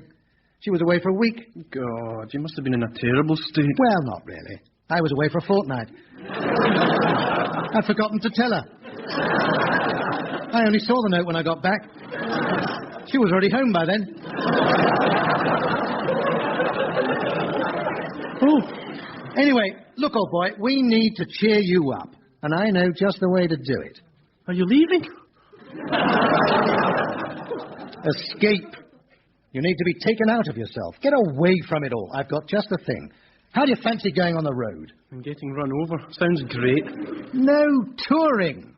A little theatre company. The manager, Alec Bone, is looking for a juvenile lead, and I said you're about the most juvenile I've got. Thanks, Desmond. Well, it's a wonderful company, a sort of community theatre. They take theatre to isolated communities that don't normally get it. Like little villages? Well, not villages exactly, no. But they do travel to some of the most beautiful parts of the country. The Isle of Wight, Scotland, Oxford, Dartmoor. You mean anywhere there's a prison? Yes. I don't believe it. This is your idea of cheering me up, is it? A tour of British necks. They don't just visit prisons. Oh, good. No, Borstal asylums, psychiatric hospitals. There's a marvellous range. Desmond, do you want me to end up with a nervous breakdown? Well, you'd be in the right place for treatment. Besides, you're bound to play to a full house. They're a captive audience. They can't get away. But it's true. Not like that last thing you did at Richmond. You know, that ghastly comedy about the Iranian sex offender. Stone me. That was it. It'll be a marvellous experience. Okay, then. When do I start? Good boy. First show's tomorrow. Tomorrow? Well, that's why I rushed round to see you. Apparently, the company's got a bit of a crisis on. The regular chap was performing on Monday when he suddenly experienced some severe chest pains. Oh, God, a heart attack? No, someone hit him. And then their usual first replacement left the show on Tuesday when someone chucked some tomatoes at him. Was that all? Well, they were still in the tin. I'm truly delighted to have you, dear fellow, and at such short notice. That's all right. I did just stipulate one condition, though. And what's that, dear fellow? He made me come along. Oh, you'll enjoy it. Glad to have you. You didn't need to dress up in costume. What costume? Well, all that padding you're wearing. You look like an American footballer. Wait till he puts the helmet on. You can't be too careful in these situations. Now, the thing is, I don't know the hall, you see, so I need to go over the staging. Check our entrances. Check our exits. Make sure the car's by the nearest door with the engine running. Oh, by the way, your script's in the glove compartment if you want to have a look at it. Great, thanks. It's a series of readings we're doing today, so you needn't learn anything. Good. They're a bit tricky in 6 hours. It's an anthology we're doing about hardships and anguish of prison life. Great, that'll cheer them up. Can you do an Irish accent? Irish? There's a bit of Oscar Wilde, The Ballad of Reading Gaol. Yes, he can manage that. And how's your French for Napoleon on St. Helena? Fine. Splendid. Oh, and can you play dead convincingly? What part's that for? It isn't, but it might come in handy. Terrific. Don't worry, dear fellow. Besides, we're not playing a prison until our second show today. I'm easing you in gently with a psychiatric hospital. Oh, joy. 2 minutes to go, old boy. Good luck. Thanks, Desmond. Have you seen the size of the audience? I know. Incredible, isn't it? Fantastic. 3. Makes me so happy. You better go and join them. Rightio. I'll just get my helmet. When I fix this up with Dr. Price, he promised me a full house. I say, you. Yes, gents. Everything okay for you? No, everything is not okay. We've come a great distance to present a lunchtime's entertainment to these poor, benighted souls, and only 3 of them have turned up. Well, if you will do a show at 1:30, what do you expect? We gave them the choice, you or neighbours. I know they're bonkers, but they're not that mad. This is disgraceful. Look, I want an audience, and I want it now. Okay, mate. I'll see what I can do. Tom? Yeah? Ring up the long terms and acutes. See if they can bung any over, eh? Long terms and acutes. Oh, my God. First half went very well, dear fellow. You don't think some of the extracts were a bit heavy? Nonsense. We must bring enlightenment to these people, not pander to the lowest common denominator. But Aristotle's Discourse in Prison. A magnificent piece, and Napoleon's memoirs are wonderfully entertaining. Not in the original French, they're not. The only thing they seemed to enjoy was that bit of porridge. Yes, I don't know who threw that, but it was very unpleasant. I don't think they understood most of it, Alec. Robert, dear fellow, you have to understand that most of these people are sedated. Well, they are now. It could have been worse. Nobody walked out. 4 of them were carried out. The men in white coats were simply getting rid of potential troublemakers. Though I must say I was surprised when they carried Desmond out. Why did they do that, do you think? Because he paid them to. I saw him slip a £5 into their pockets. He was bored to tears. Oh, well. Nevertheless, I thought it went very well for a show in this sort of place. The only thing that threw me was that rather revolting dribbling. Yeah, I'm sorry about that. I can't help it when I'm nervous. Everybody needs to Did you enjoy that, darling? Yes, it was wonderful. Shall I switch it off now? Oh, no, switch over just in time for young doctors. Oh, not another one. It's very exciting at the moment. Dr. Machuba's in a terrible state. He donated one of his kidneys last year to save his fiancée's father. But now we've found out that his other kidney isn't working properly, so he wants the first one back. Wonderful. So you see, there's got to be a court case to decide who really owns it. Another ordinary day at Perth General, then. Oh, yes, it's very realistic. They do lots of operations. They did a lobotomy last month. On the writer? Sorry, dear? Look, I'm just going to go and give Robert's agent a ring. I won't be long. What, you're not still worried about the silly boy, are you? Well, he did seem really upset last night. I was a bit hard on him. There was no reply this morning. Hello, Desmond Shaw Agency. Oh, hello, Desmond. I'm here at the moment, but if you'd like to leave a message, please do so after the tone. If you need to ring me urgently, I'm at Fairhaven Psychiatric Hospital seeing Robert Wilson. What? The number is 0235-2162. Thank you. Oh, no. Oh, dear. But what about this new kidney we've got, Dr. Machuba? Couldn't you have that instead of your old one? It's got matching blood type. Mum. Shirley, I'm not having a dingo's kidney in my body. Oh. I'm a vegetarian. Mum, I think he's had a nervous breakdown. I know. He does look pale, doesn't he? Robert has. Robert? I've got to ring the hospital, see what's happened. Something terrible has happened to him. I just hope it's not too serious. That's all. Oh, dear. Fairhaven Hospital. Oh, hello. I believe you've got a Robert Wilson there. An actor? Oh, yes, I know the one. Yes, he's in with the acutes at the moment. What? Well, we had Peter. He was causing a bit of fuss, demanding an audience. How bad is he? Well, he's not very good.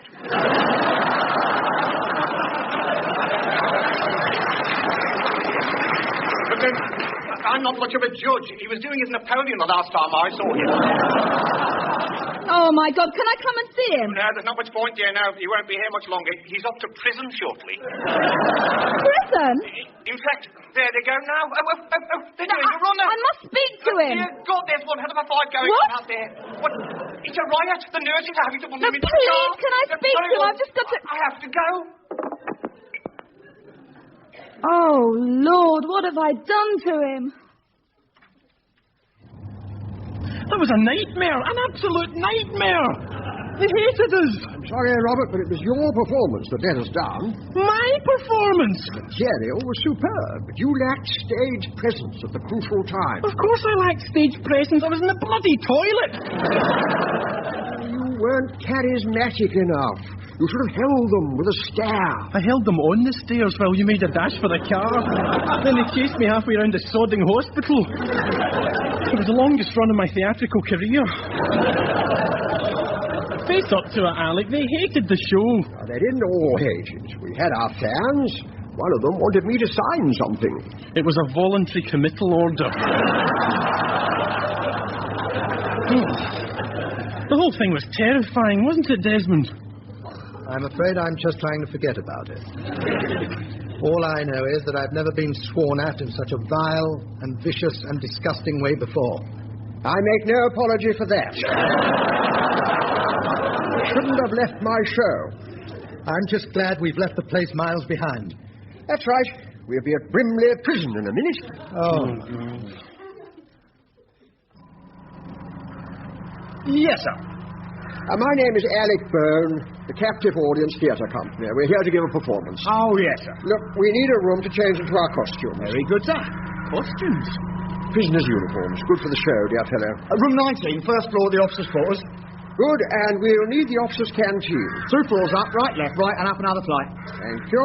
Come to think of it, sir, they got a signed photo of you in there. Have they? How charming. Yes, sir. I think it's over the dartboard. Good luck, sir. Good day to you. So, this is Brimley Prison, is it? God, what a terrible place. Yes, terrible. So depressing. I know they've committed appalling crimes, done terrible things to people. I know they need to be punished, but I'm sorry they don't deserve this. Oh, come now. You've got to stick 'em somewhere. No, I was just reading the rest of your script. Ghastly stuff. I feel very odd in this uniform. If someone sees us now, we'll get arrested. Nonsense. You don't look the criminal type, old boy. I've always said you could never play a thug or a thief. Oh, thanks, Desmond. A flasher, perhaps, not a thief. But it's very unfair. Anyway, there aren't any prison staff around. Well, they're probably over there in the main building. Or in the canteen. Are you sure this is the way to the canteen, Alec? Of course, dear fellow. Left, right, left, and up a flight. Ah, here we are. Must be at the top here. And through here. Ah. This is the roof, Alec. So it is. Is it an open-air canteen? That's very novel. It would be for a prison. It can't possibly be up here, Alec. It must be. Come on. Oh, dear. I think this door's jammed. What? I can't open it. It's stuck. It can't be stuck. Let me have a go.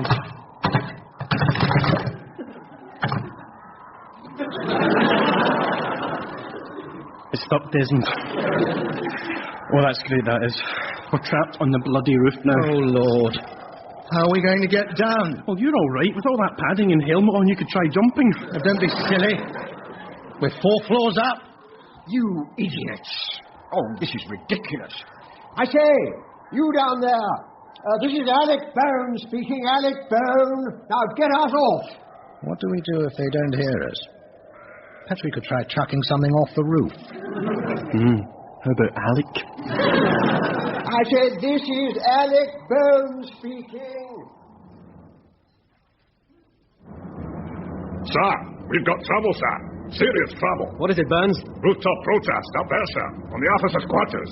Oh, my God. How did they get up there? They're obviously audacious men, sir. As hard as they come. There are 2 of them. We think they got a hostage with them. Oh, no, not one of the guards. No, sir. Looks like an American footballer. Give me those binoculars. One of them's been calling his name more. Sounds like Al Capone. Isn't he dead? I think so, sir. The young one looks like a flasher. Yes, you're right about that. So, we've got a pervert, an American footballer, and Al Capone up on the roof. This isn't rag week, is it? Shall I talk them down, sir? I think I'd rather leave them there. No, I suppose we'd better. You men up there! This is Governor Parker speaking. Come down and we'll note your demands. What did he say, old boy? Come down, we'll note your demands. I think he said, calm down. We know you're alarmed. That's quite decent of him. Well, he obviously realizes who I am. I hope he gets us off soon. I don't feel at all well. Desmond? All this excitement isn't good for my blood pressure. In fact, I feel quite faint. You lot, get us off before the old man gets sick. What was that, Burns? Let us off or the old man gets it. My God, they'll stop at nothing. Shall we storm the roof, sir? No, too risky. We'll just have to sit it out.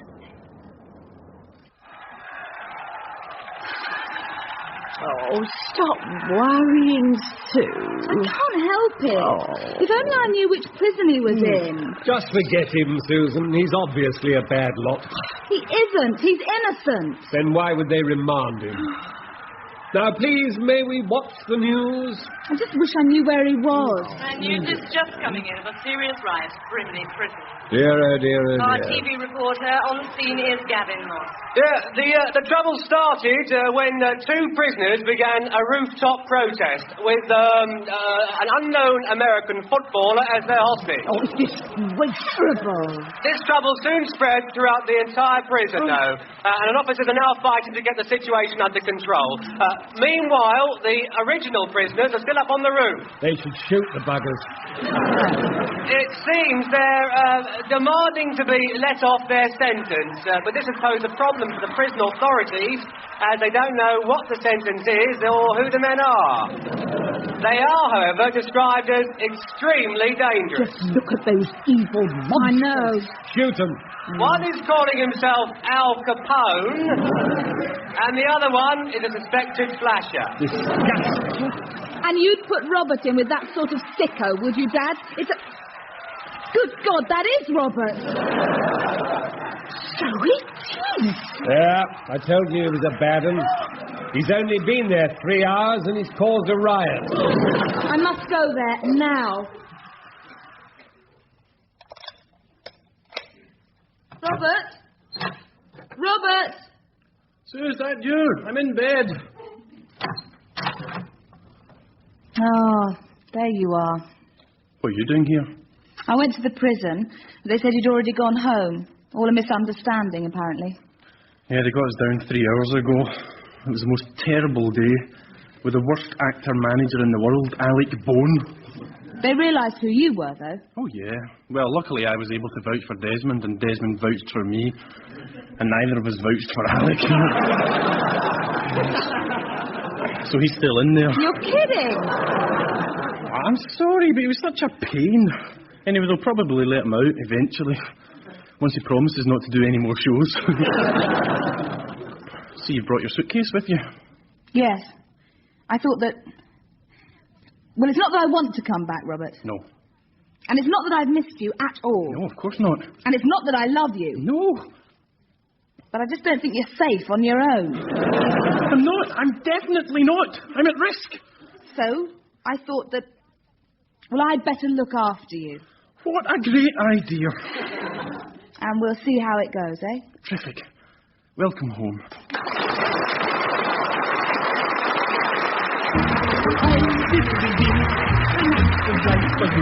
That was An Actor's Life for Me, written by Paul Mayhew Archer, starring John Gordon Sinclair, Gary Waldhorn, Caroline Quentin, Maury Watson, Stephen Garnick, Donald G., David Ryle, Charles Simpson, James Slavin and Martin Warren. The producer is Paul Spencer.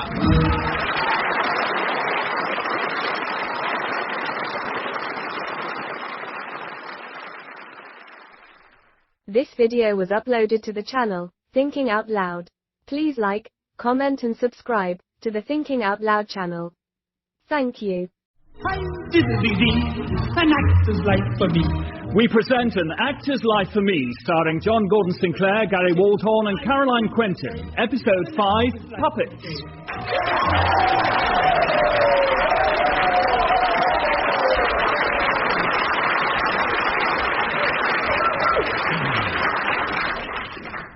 Now then, could I have some volunteers, please? Volunteers on the stage. Could I have any Why volunteers? don't you go, Desmond? Yeah, go on, Desmond. Go and be hypnotised. I don't think so. I don't think it's on for his agent to go up, old boy. Oh, yeah, it could be risky, that. You will get me lots of work. You will forget to take your 10%. Now, don't be silly, Robert. Right, thank you, madam. Up this way. That's marvellous. Have we got any more volunteers? Where'd Any you more? find him, Desmond? He found me.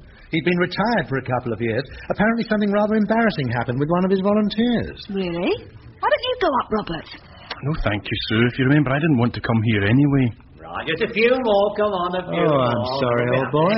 I thought you'd like to see my latest client. Right, thank you, sir. Now I need just one more volunteer. Could I have one more Go volunteer? on, Robert. There's no point. Apart from anything else, I'm not susceptible. Why not? Well, I am an actor. I am trained to have complete control over my mind. There is no way that I can be hypnotised to behave like an idiot. You don't need to be hypnotised to behave like an idiot. Go on, Robert. Yes, have a go, old boy. All right. But you'll see, I am just not susceptible. I'm a little fairy on the Christmas tree, bringing lots of happiness to all the family. Yes, thank you, Robert. Marvellous. Isn't he great, ladies and gentlemen? He is one of the best volunteers I have ever had. Absolutely marvellous. Thank you. What age has he regressed to now? 24. He performed that in Panto. Okay then, Robert, now listen, when I click my fingers, you will be your present age again, but still under hypnosis, you right? And you'll be able to tell me nothing but the truth. Right, Melvin. Right, good. And you can take that tutu off as well now, if you like. Thank you. Now, Robert, you've told us that you're an actor. Yes, Melvin, that is correct. So what is your ambition? To do some. I see. So you don't get a lot of work then, do you, Robert? No, I have been in Macbeth and Murder in the Cathedral, but I would specially like to work in television, though I know I have to learn a lot. Gosh, he's very honest, isn't he? Yes. I also have a useless agent. What? Oh, Lord.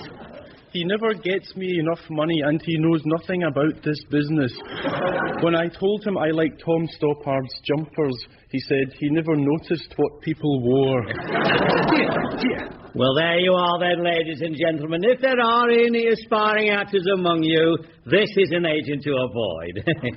No, he's obviously useless. Yes, he's just taken you on as a client.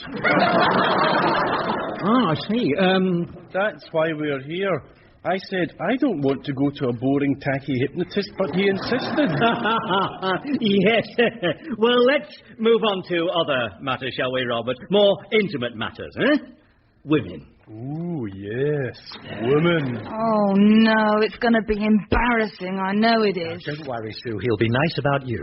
Is there any special woman for you, Robert? Someone who means a lot to you? Yes. She's the most beautiful woman in the world, and I'll always love her. Oh, isn't that sweet, ladies and gentlemen, isn't it, Sue? I told you, Sue. And what is her name, Robert? Kate Hutton. Who the bloody hell is Kate Hutton? Kate Hutton. And is she here tonight? I'll kill her if she is. No, it's all over now. Oh, what a pity. Bloody ah. But perhaps you'll find someone else, Robert. Now, are you romantically involved with anyone at the moment? No, I'm engaged to Sue. Sue. Yes, she is. Hello, Sue. Goodbye, Robert. Oh, God, everyone's looking at me now. They're laughing at me. Why doesn't he shut up? Oh, I am sorry, dear. I expect you'd like to get back to Sue, wouldn't you, Robert? Yes, please. Yes, before she leaves.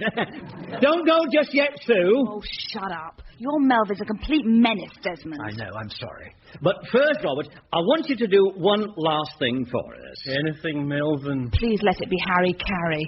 Calm down, dear. It can't be worse than he's already done. No, that's true. Now, when I say the special words, you are going to take all your clothes off and dance around the stage.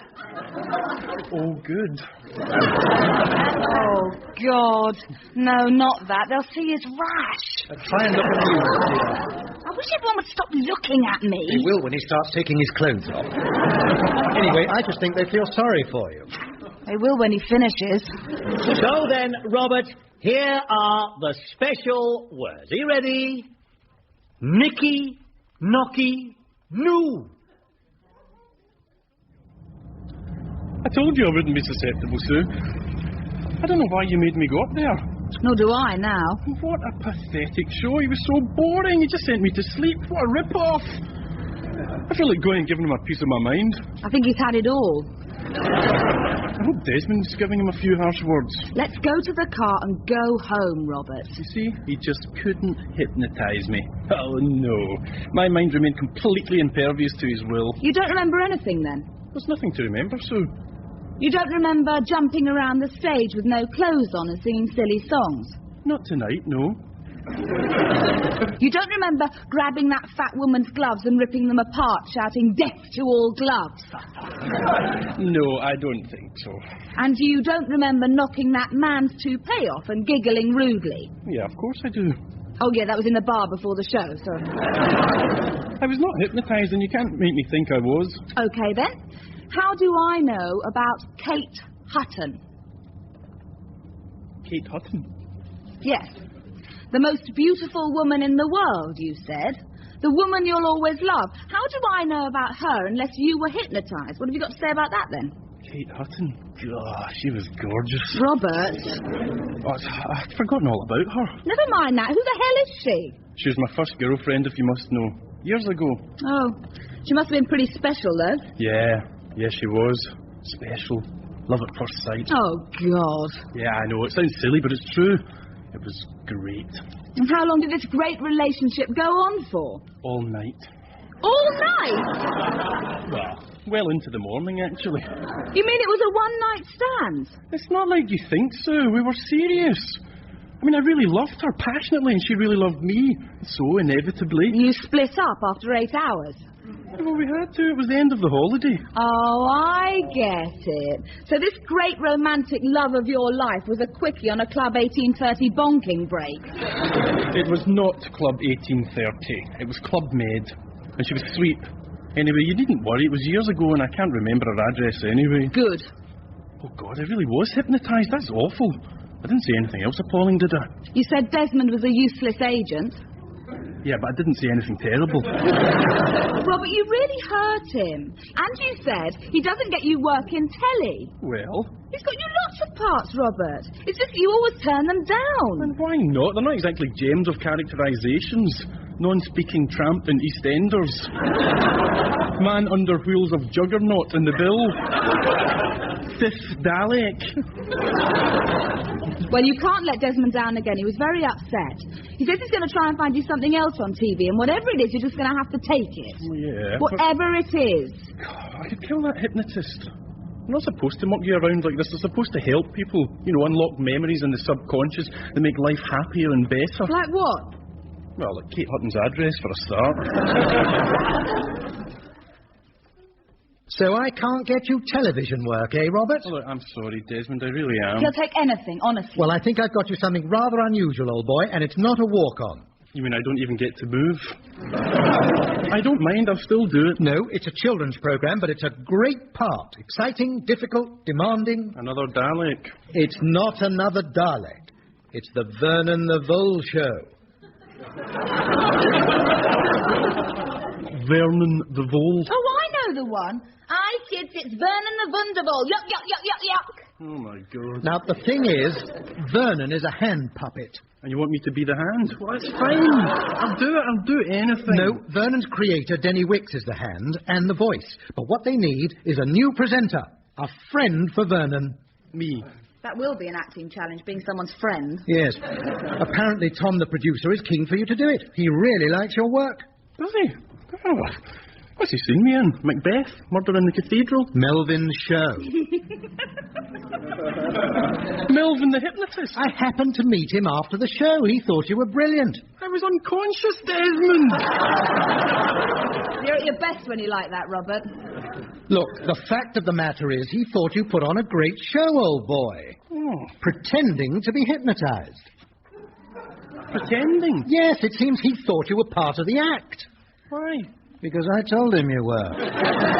Oh, that's great, that is. I was getting you work, Robert, and I wasn't really lying. You did do all the things we saw you do. We know, we were all there. Pity I wasn't all there. Look, Robert, if you're worried, he'll ask you about the all act. Right, I'm worried. He might want me to repeat bits. It won't look too good if he's the only one that can remember them. But I can tell you what you did. Oh?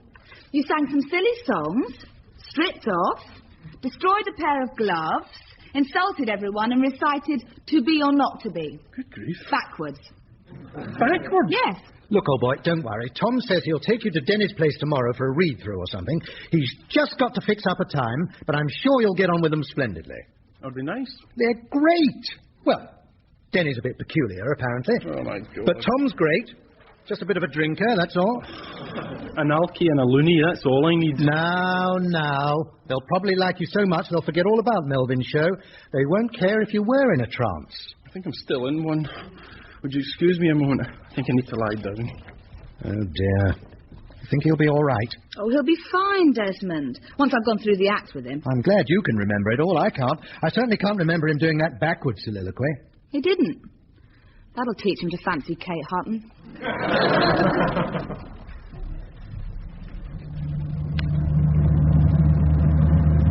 Oh, sorry I was a bit late. Stopped off for a drink and forgot the time. Yeah, talking of which, do you fancy a quick one? I mean, we'll be eating at Denny's, but how about a quick tipple before we get there? No, thanks. I never drink before breakfast. Well, I do, especially if it's breakfast at Denny's. Hey, pass me that hip flask, will you? Which one? You've got quite a collection down here. The full one. That's the one. That's it, thanks. Now, if I can just get the bloody cap off, I'll be fine. God, I need a drink. Oh, don't you want to stop? I'd love to stop, but it's the strain of the job, you see. No, stop the car. I'm not sure you're supposed to drink and drive at the same time. No, you're right. You do the driving a moat while I unscrew this top. Right, I can't drive. No, just lean over and take the wheel. There's a good lad. Yes, but oh my God! Oh, I just missed that bus. Bet you wish you'd caught one. Don't crash into anything. I don't want to spill any. There we are. Lovely. That's better. I'll take over again now. Thank goodness for that. I don't know why you're so worried. There's no traffic on the road. It's all hiding in the bushes. Oh, don't worry, it's not long now. By the way, I enjoyed the show the other night. Yeah, so Desmond said. Yeah, what a performance. You seem to do it so naturally, so easily. Yeah, I do that sort of thing in my sleep. I had some very funny moments. I'm a little fairy. I beg your pardon? I'm a little fairy. You know, the song you sang. She never mentioned that. How did it go, lad? I'm a little fairy. God, I must be pissed. Oh, God, I must be pissed. Yeah, that's right. No, I'm just saying that's why I can't remember. Oh, yeah, I see. Yeah, never mind. No, there were other funny things, like when you took your clothes off. Oh, yeah, very funny. Yeah. Have you had that rash seen to yet? Well, it looked terrible. Well, I've had it since birth. Anyway, what about when I ripped that fat woman's gloves to bits? Wasn't that hilarious? Yeah. Presumably my wife can claim for those, can she? Oh, your wife? Not that it matters anyway. The thing is, you see, as soon as I saw you, I realised you'd be perfect for Vernon the Vole. Oh, did you? Did you really? Yeah. You see, what kids love about Vernon is the way he abuses the presenter. Soaking him, bashing him, covering him in filth. Basically humiliating him. Oh, super. And the great thing is, you obviously don't mind being humiliated. As Desmond said, you enjoy it. Did he? Anyway, we're here now. Time for one last swig, eh? Do you think you should? It's quite a narrow drive. Oh, that's all right. I've been coming up here for years. Yeah, that's Daddy's house. Yeah, I thought it might be. Did you? Well, his chimney's shaped like a vole. Well, everything's shaped like a bloody vole. The hedge, the rockery, the lawn. He's completely mad. You see, the conservatory's a funny shape too. That's because I drove into it. I was struck that time. Yeah, unfortunate that. Yeah, I imagine it was. Denny wasn't in it. Yeah, come on, you better meet him. Like the house? Yeah, it's lovely. Very impressive. Is that the Hockney? Yes, beautiful, isn't it? I love beautiful things. Didn't know he painted voles. Was a special commission. Vernon's made me a rich man, Robert. So I can see. And maybe you'll be Vernon's friend. Tom's been raving about your acting. Oh, the lad was brilliant, Denny. Brilliant. Yes, well, you thought Sid Little was brilliant after you'd been drinking. Robert really was brilliant. He had this glazed, mindless expression on his face. So does Sid Little. No. And then he did some very funny things. And the thing is, he loves to make a prat of himself, don't you, Robert? Oh, yeah, love it. It's a very successful show. Good. So, where are you doing it next, Robert? What? The hypnosis show, so I can come and watch you. Oh, Birmingham. It's miles away from here. Well, that's not too far. I'm sure we... No, but Alabama. Birmingham, Alabama. It's not too far, isn't it? Anyway, I don't suppose it matters if I don't see the show, Robert. Doesn't it? No, not really. I'm not the one who hires you. The final decision isn't down to me. Well, no, of course. Tom's the producer. It's down to Vernon. Vernon? It's his show. He has the final say. He's a glove puppet. Would you like to meet Vernon, Robert? I'm sure you would. He's dying to meet you. Oh, dear. Let's all go to our breakfast together, shall we? Coffee? Thank you. Got everything you need? Yeah, thanks. I've never had a vole-shaped Weetabix before. They're new on the market. Great favourite with the kids, aren't they, Tom? Oh, great favourite, yeah. And so is this little fellow. Aha. Sweet, isn't he? Robert, I'd like you to meet Vernon the Vole.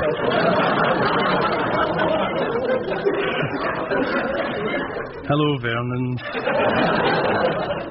Bug off, Robert. Sorry? Just joking. Yuck. I'm funny, aren't I, Tom? Tom thinks everything I say is funny. Yes, everything, Vernon. He has to. Otherwise, I'd sack the dozy drunk. Well, almost everything. So you want to be my friend, do you, Robert? Well, yes. Then you have to like everything I like. Oh, right. Do you like heavy metal? Oh, yeah, love it. Good. What are you doing? You hit me in the head. Sorry, Robert. It was an accident. Oh, I should think so. Meant to hit you on the nose. Yuck. Oh, God, Danny, I don't... Oh, dear. I do hope Robert isn't cross with me, Denny. What? Because if he was, I wouldn't be able to give him the job and he'd lose lots of money, wouldn't he? And that would be sad. No, I'm sure Robert isn't cross with you, Vernon. Are you, Robert? No, of course not. He's lovely. Hey, Robert, guess what sort of car I run? A car? I have no idea. A Volvo. Get it? Yuck. What sort of bread do I eat? I don't know. Volmeal. I've got thousands of them. I thought you might have. Listen, what do you get in the middle of my show? Bored. An interval. Great, eh? What am I? An arsehole.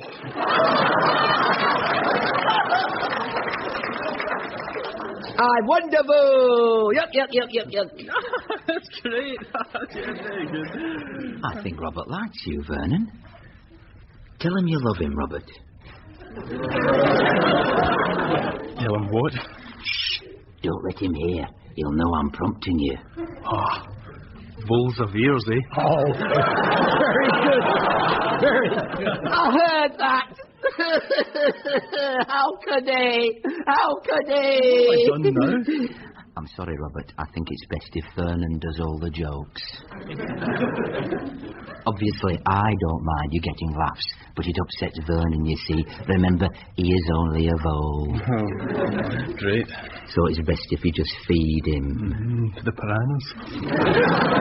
Anyway, you were going to tell Vernon you love him. What was it? Oh, yes, Vernon. I love you, Vernon. Oh, I'm sure you'll get on fine. Yes, in fact, I'd like you to be my new friend, Robert, because I think we're going to be so happy together. Oh, goody. Would you like some more coffee, Robert? I made it especially for us. No, thanks. I'll just finish. Denny, there's a worm in the bottom of my cup. It's there. I'm not surprised if Vernon made it. Voles like worms, you know. That's why he likes you, I suppose. A worm? Apparently they're a great favourite with voles. Good Lord. You put a worm in your coffee. The man's sick. So was I. I hope Vernon's washable, otherwise he's going to be a different colour for the new series. Dear Robert. I suppose that cost you the job, did it? Unfortunately, it didn't, no. Good. I must say you don't seem very excited about it. I thought you'd be grateful to be given a big break like this. Well, of course I'm grateful to be given a big break, Desmond. It's just galling to be given it by a vole. Especially when it means working with a lunatic. Oh, come now, Sue. I don't think it's that bad. Vernon's obviously a bit of a handful, but, well, from what Robert says, Denny seems a nice enough chap. Vernon the vole is only a handful because he's got a nutter's hand up his bum. Oh, well, I'm sure you'll manage them both. Will I now? We're doing a bit of checking up. Do you know what happened to Vernon's last 3 friends? I've no idea. One emigrated to Queensland. One took holy orders, and the last one turned down the new series in favour of a more rewarding role. What's that? Fifth Dalek. Denny is uncontrollable. He won't keep to the script. He likes hurting people. He can't be that bad. Remember, the kids love him. Well, of course the kids love him. Kids love pulling legs off spiders. Now. The other thing, this show is live. I'm doing a 50 minutes live every Saturday morning with an anarchist vole. Oh, dear. Robert, old boy, when is the first show? 4 weeks on Saturday. Look, I guarantee by the time you get to the first transmission, you'll be the best of friends. You'll wonder what you were worried about. How are we doing? Okay, 20 minutes to transmission, Tom. Isn't it exciting? We're just letting the kids into the studio. Good. What about the teachers? It's on the shelf behind you. Great. I could do with this. Oh, tut, silly man. Huh? You shouldn't drink that stuff, you know. Why not? Because I put paraffin in it. Yup. Funny, eh? Yeah, hilarious. Here, where's Robert? Still in makeup. They're still trying to get rid of that black eye. Damn. Sorry, Tom. Didn't mean to hit him with that frisbee. Didn't you? I just threw it in his general direction. From 2 feet away. Of course you meant to hit him. Just because he said his favourite meal was toad in the vole. Well, that's my joke. It was a stupid thing to do, Denny. Oh, there you are, Robert. How's the eye? Okay, thanks. Sorry. Can't see the bruise. Isn't makeup wonderful? Makes things completely disappear. Perhaps we should try some in Vernon. Hey, Robert, I've had a great idea. You know the bit in the shore I pour custard down your trousers? Yes. I think I should pour some fruit salad down as well. Then I could call you a sherry tribal. Great, eh? No, I don't think that's necessary. Oh, well, I might do it anyway. Yup. See ya. God, I'm dreading this. Don't worry, you'll be all right. Now, can you remember what you're doing? Oh, yes, I know exactly what I'm doing. It's just Denny I'm worried about.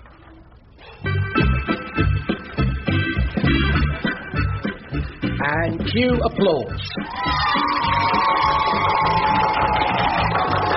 And give me a close-up on 2. Good. And give me a whiskey. Thanks. Cue Vernon. Hi, kids. It's Vernon the Wonderful. Yup. Great to be back, and I've got a new friend with me. Robert, would you care to say a word? Yes, sir. Well, that's not much of a word, but I suppose it'll do. Anyway, we've got a great show lined up for today. Your favourite cartoons, a pop quiz with volunteers from the audience and some special guests. Plus, you will be meeting the ugliest man in Britain. Oh, no, you've already met Robert. Yup. But first, I've just been handed a note. Who's handed him a note? What note? What did it say, Robert? Dear Vernon, please hit me. Okay. Nothing in the script. Bloody vole. Thank God Robert's managing. And now, music. Here's the signal. Latest single, Nicky Nocky No. It's that fantastic band. Yes, Robert. Nicky Nocky No. It's that fantastic band. What are you doing? Robert! I can see. Bloody hell! I can see what he's undoing. He's hypnotised. On the transmission, Tommy, this goes up, it'll kill me. Keep those cameras rolling.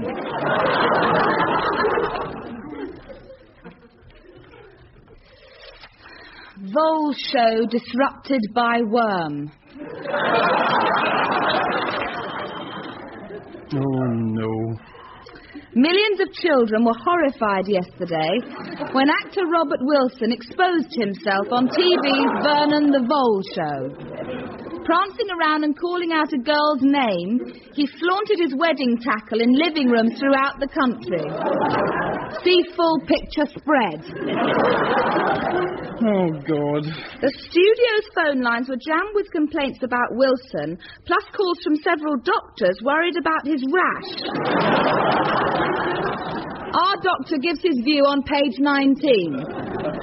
Mary Whitehouse has asked the police to charge Wilson with indecent exposure, whilst a company has offered him a huge sum to model a range of jock straps. What? Oh, come on, they're making that up. They must be. They're lying. God, I'd like to get my hands on those journalists. Well, you can. They've been camped outside all day. Oh, no. Children also watched in horror as Wilson grabbed glove puppet Vernon the Vole and ripped him to shreds, shouting, "Death to all gloves!" Producer Tom Sims said Vernon's death, live on television, meant the end of the show, and Vernon's creator, Denny Wicks, was said to be in deep shock. Yuck, yuck, yuck. Meanwhile, Wilson, a struggling actor who couldn't even get a part as a Dalek, denied that he'd exposed himself for the publicity. Oh, great. What a disaster. Total disaster. Now enter our famous flasher competition and win a video. I'm ruined, Sue. I'm ruined. I've lost a job. I'm a national disgrace. And I'm the owner of the most famous rash in Britain. Oh, I'm sorry. Still, there's one good thing about it. What's that? Well, you wanted to know Kate Hutton's address, didn't you? Kate Hutton's address? The News of the World found it. Vole man was useless in bed, says first girlfriend.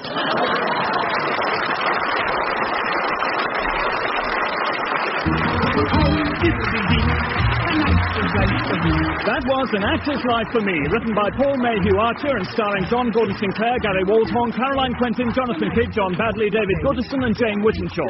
The producer was Paul Spencer.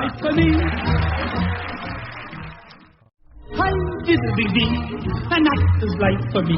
We present An Actor's Life for Me, starring John Gordon Sinclair, Gary Waldhorn and Caroline Quentin. Episode 6, Read All About It.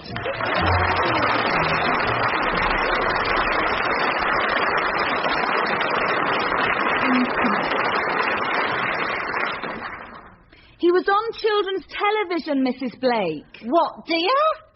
Robert, on children's television. He took his clothes off. Took his nose off? Oh, dear. No, his clothes. He was completely naked. On children's television? Yes. They have all the best programmes these days. No, it was a mistake. He was hypnotised. He didn't know what he was doing. Oh, It was his big break on telly, too. I'd even videoed it. Hypnotised, eh? Full frontal, was it, love? Even his whatchamacallit? Yes. Very embarrassing. Still, I've wiped it now. See, Carl?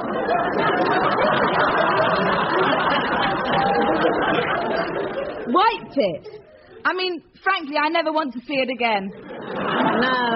No. Neither does Robert. Well, he can't avoid it, can he? Oh, yes. I taped over it. Isn't that a bit drastic, dear? No, I don't think so. Anyway, at least now you know why all those men with cameras have been camped outside your house for 2 days. It's because Robert took his clothes off. Oh, they fancy him, do they, love? No, they're reporters. They're looking for a story. Eh? A story! Waiting for something to break?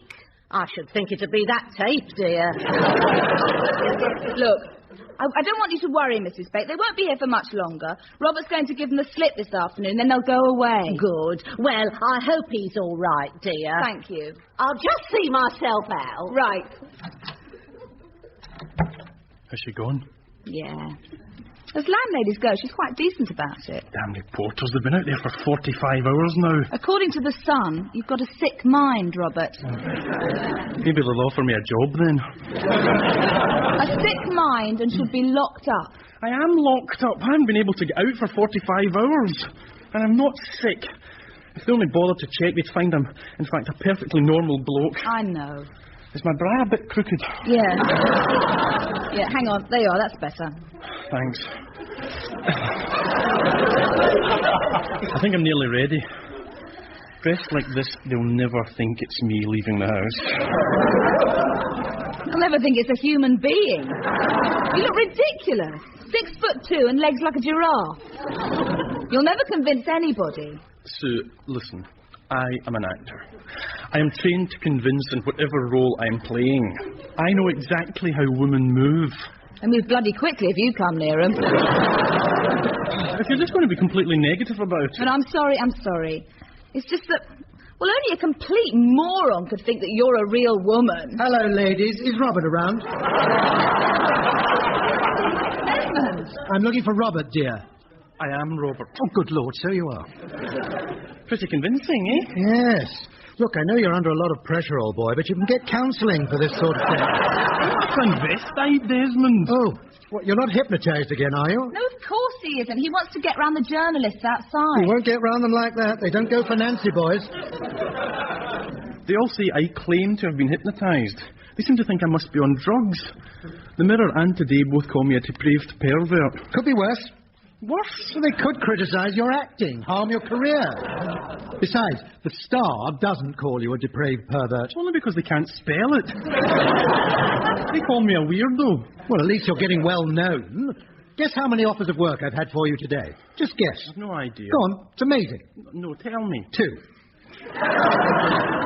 2? Yes, that's 2 more than normal. Oh, terrific. And they're marvellous offers. One's a movie, a big movie, an historical epic, Robert.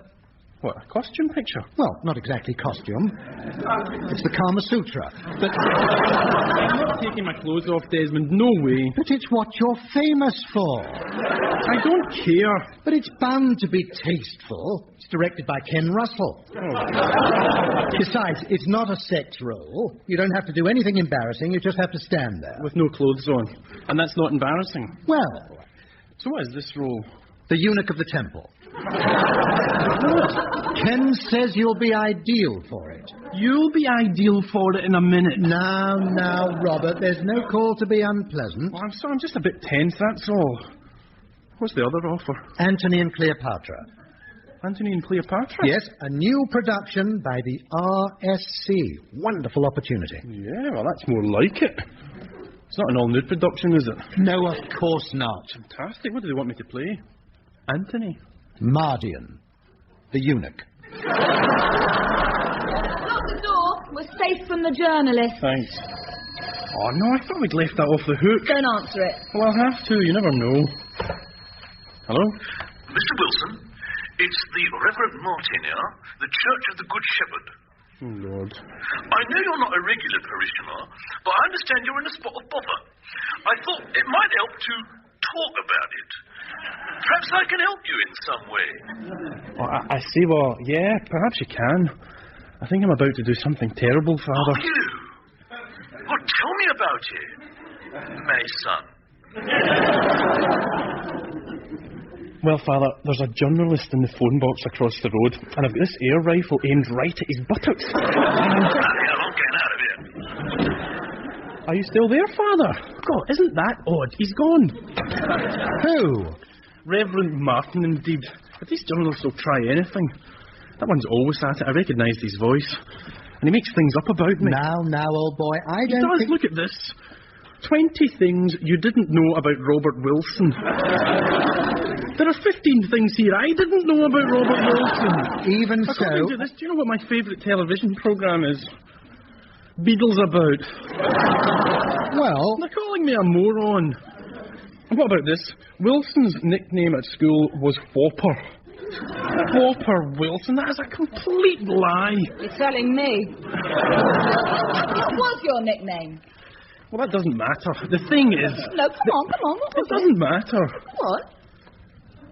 Winkle, if you must know. Winkle? Yeah, but the thing is... But you want them to be accurate. It's the principle of the thing. I don't like them spreading lies about me. Winkle Wilson. No.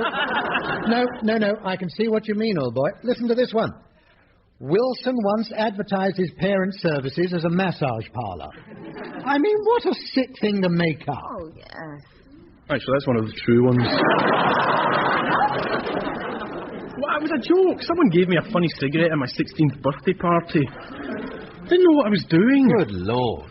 Anyway, I'd better be going. Oh, don't go looking like that, Robert. Please, it'll never work. Of course it'll work. Yes, I think he makes a very convincing woman. He looks perfect. He hasn't put the wig on yet. I'll just check everything and then I'll be off. I won't be a minute. Do you think he'll be all right, dear? I don't know. He's just desperate to get out, Desmond. He spent this morning trying to disguise himself as a West Indian. Tins of boot polish, tea cosy on his head. I had to put up with 3 hours of... "You is my honey child, pass me the ganja man," before he gave up. He's got no idea at all. So what's his plan, then, if he gets past these fellows? Go off somewhere and change? I don't think so. He says so many people saw him on telly, he's frightened in case someone recognises his face. Well, considering what else they showed on telly, I doubt if anyone noticed his face. Oh, doubt, probably the landlady. I'll get it. Just coming. Oh, hello, dear. Can I come in, please? Need to read your meter. I beg your pardon? Gas meter. Won't be a mo. Just need to read your meter. I see. Yeah. With a photographer. The photographer? What? Oh, him. Oh, yeah, it's a new regulation. We have to verify every reading by, taking a photo of it. Yeah, well, silly, really, Look, for God's sake, will you press people, please leave us alone? I've told you, we've got nothing to say. Just a few words, love. I'll give you a knockout description. Will you please get your foot out of the door? The door was opened by Sue, his vivacious, pretty, and utterly charming fiancée. How's that, eh? Push off, you bastard. The door was opened by Sue, his overweight, atched-faced, regular sex partner. Just leave us alone. She insisted she was sticking with weirdo Wilson, but with looks like hers, what choice has she got? Go away. Okay, look, just tell us, love. Was he on drugs when he took his clothes off? Drugs? He was hypnotised. Ah, so he was hallucinating. He was... No, look, he's not on drugs. Oh, so he's off the drugs? Yes. What? No, I What's going on, Sue? Podgy Sue finally admitted he had been on drugs, No, but... I didn't. I wasn't... Is this chap bothering you, Sue? Just asking her a few questions, Don't tell him anything. I'm not. I'm just explaining to him that Robert was not on drugs last Saturday, and in fact has never been on drugs. No. Well, except for that party, of course. Desmond, shut up. Party? What party? Nothing at all. Now, will you please go? You're not going to get a story. Robert is not a drug addict and he is not a weirdo. Sir, where's your lipstick? Lipstick? A dipstick. He said dipstick. He's mending the car. In the bedroom? It's a Mini. Okay, I found it. Apricot sunrise. Woo! It goes with my hair colouring. He did say lipstick. There's no dipstick in there. Oh, there is. He's 6 foot tall. Oh, no, Sue, my mascara's starting to run. Hey, what's going on in there? Nothing. Robert, whatever you do, don't come out. Mascara. To hell with it, I'm coming. No, don't. How do I look? Just terrific, mate. And smile.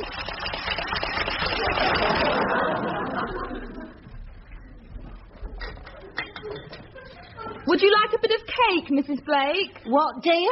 A bit of cake. Well, I shouldn't, but if you insist. Here, have you seen this front page article? Yes. I've just seen it. Weirdo Wilson's gay drag queen secret. Yes. There's a misunderstanding, Mrs. Blake. I was in disguise. I meant to sneak past them unnoticed. Unnoticed? It says here you leapt out of your room screaming, "I'm coming out." It was a mistake. And just look at them pictures. I'd rather not. Oh, well, it's not good enough. Oh, sorry, love. I've got some crumbs up my nose. Oh, dear. Have some more tea. Oh, thanks. I think you gave me the dregs last time. Oh, I'm sorry. No, you've got to do something, Robert. Put an end to these stories. I am trying. I mean, some of the other tenants are threatening to move out.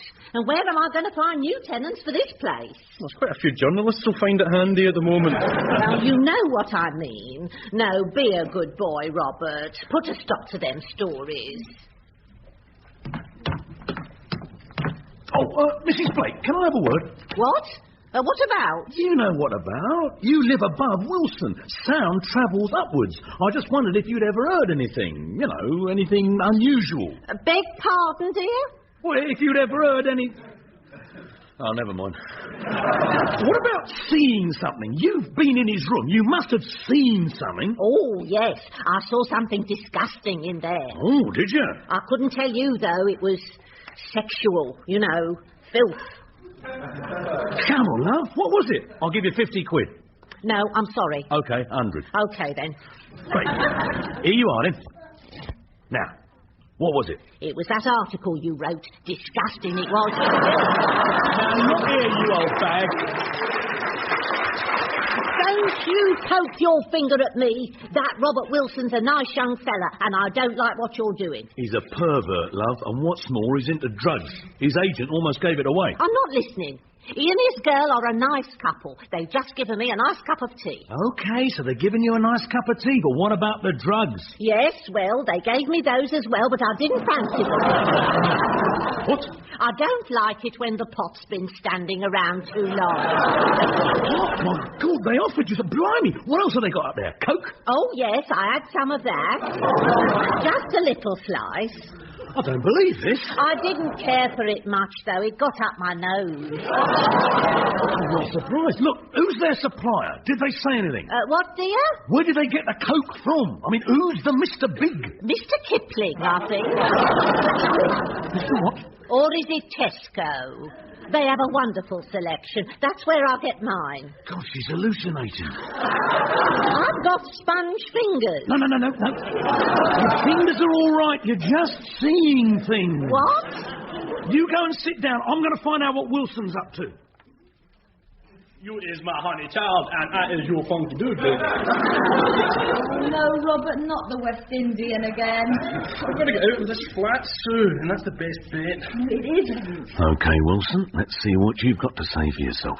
Pass me the ganja, man, and wrap it round my cool brain. What's that? Oh, no, Robert, not again. Give me some of that hot stuff. My God, what a weird voice. He must be stoned. You really want to go through with this, don't you? Sure bet I do, woman. He has one hell of a love machine. He is stoned. You better have the boot polish, then. Put it on carefully. Pot and boot polish? What the hell are they mixing in there? And you'll need a mirror, Robert. Aha! And a tea cosy. What? Stay cool, pretty one. I know what I was doing. I was putting an end to these stories.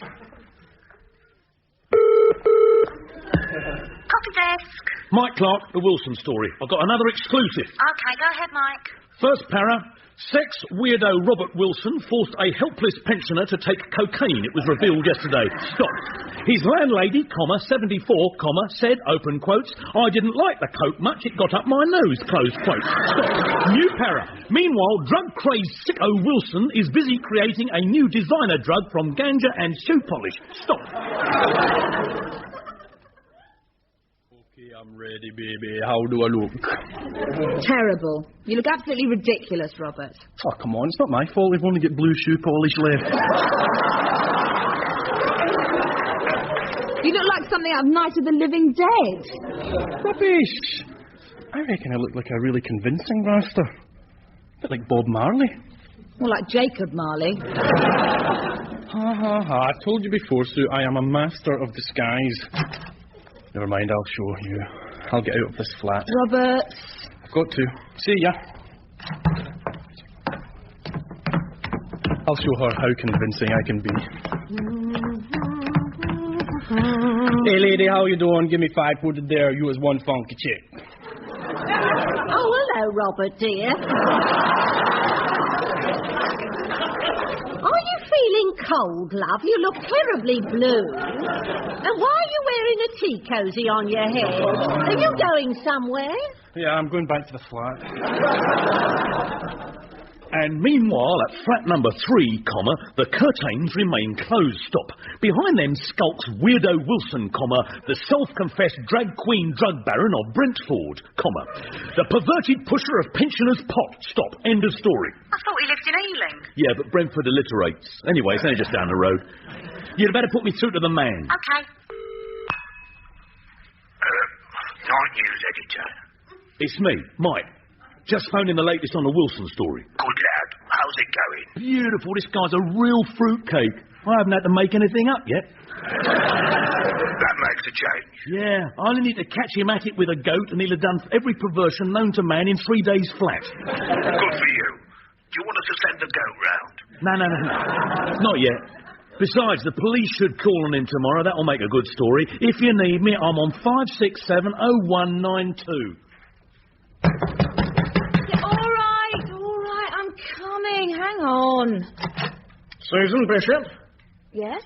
Look, it's 5:45 in the morning. What do you want? Drug Squad. We have a warrant to search this property. A warrant? But... Acting on the article in this morning's paper. Now, we don't want any trouble. What article? Is it, Sue? Drug Squad. The Drug Squad? Robert Wilson. It's the Drug Squad. I'm fed up with you press buggers. No, Robert, be careful now. We're in one language you people understand. Robert, please. Got you, son. Good. Oh, you're in real stuck, you are, matey. Real stuck. I haven't done anything. And look at you. What have you been up to, eh? I don't know what you mean. What are you talking about? Your skin's all sort of bluish.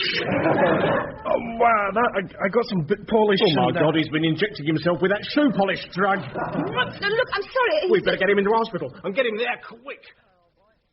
Hello, old boy. Hello, Desmond. How are you? Fine, thanks. How's Sue? Oh, she's all right. She's having a bath. Good. I understand you had a spot of bother the last day or so. You could say that, yes. Rushed off to hospital or something? At 5:45 yesterday morning. Apparently they were convinced I was desperately ill. I'd taken something. So they gave me a blood transfusion and pumped my stomach out. And were you desperately ill? I was after they pumped my stomach out, yeah. Then they interrogated me for 4 hours down at the local Nick. Oh, well, at least it got you out of the flat for a while. Oh, great, yeah. Anyway, once they found no drugs in the flat and checked out my story with Mrs. Blake and found it was all one big cock-up, they decided I could be allowed home again. Oh, they didn't arrest you then? No, I pleaded with them, but they wouldn't. They insisted in bringing me back here.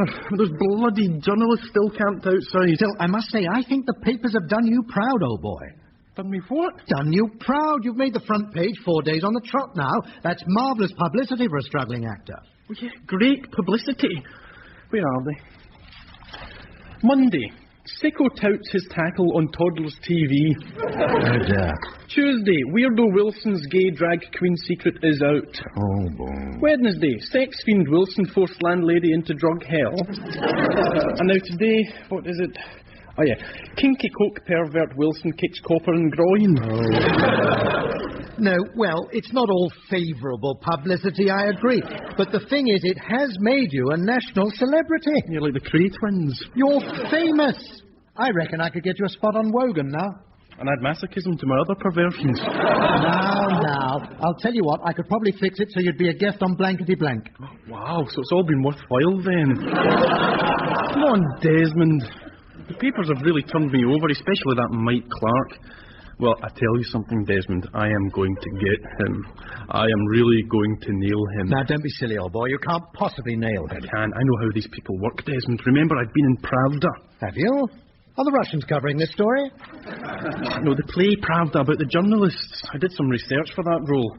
2 days before we opened, I spent 24 hours with a reporter. Yes, I remember. We only just got you sober for the performance. But the thing is, I know how they operate. I know how stories are written and how they're phoned in.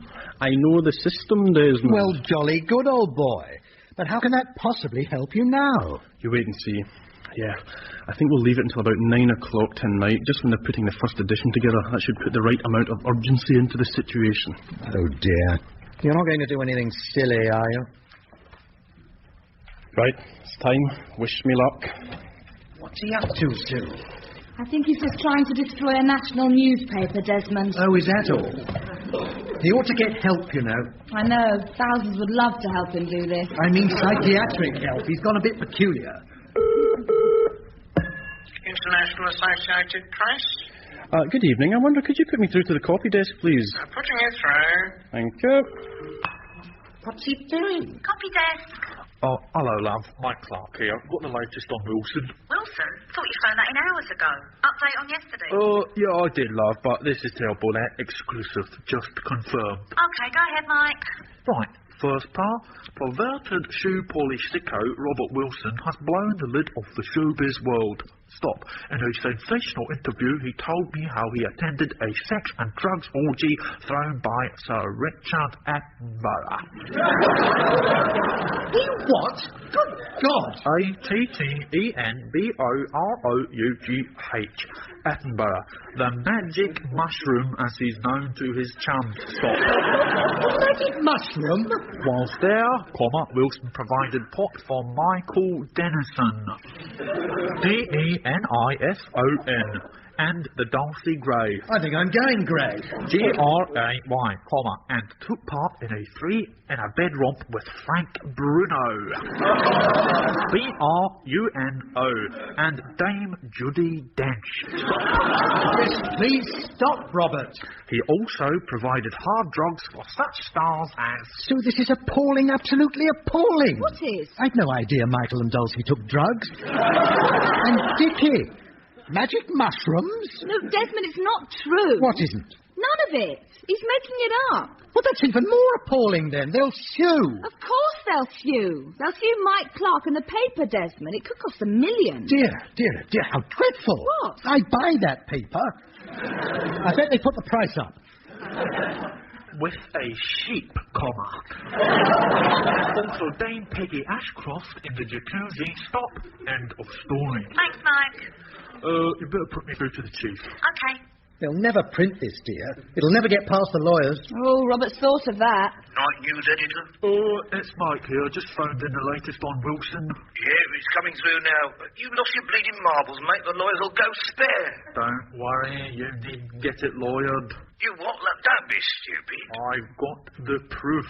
I've got signed statements from Attenborough and the Dench woman confirming everything. Bloody hell. Yeah, whipped buckets, of course. Did she? No, Attenborough did. Completely caved in when I told him what Wilson had said. My God, this Wilson's a real dark horse. Keep close to him. Oh, I will, don't you worry. Good. And you're sure you can back up every word in this article? Of course, I tell ya. Every word in there is true, or my name ain't Mike Clark. Great, Mike. It's terrific. We'll create one hell of an impression with this.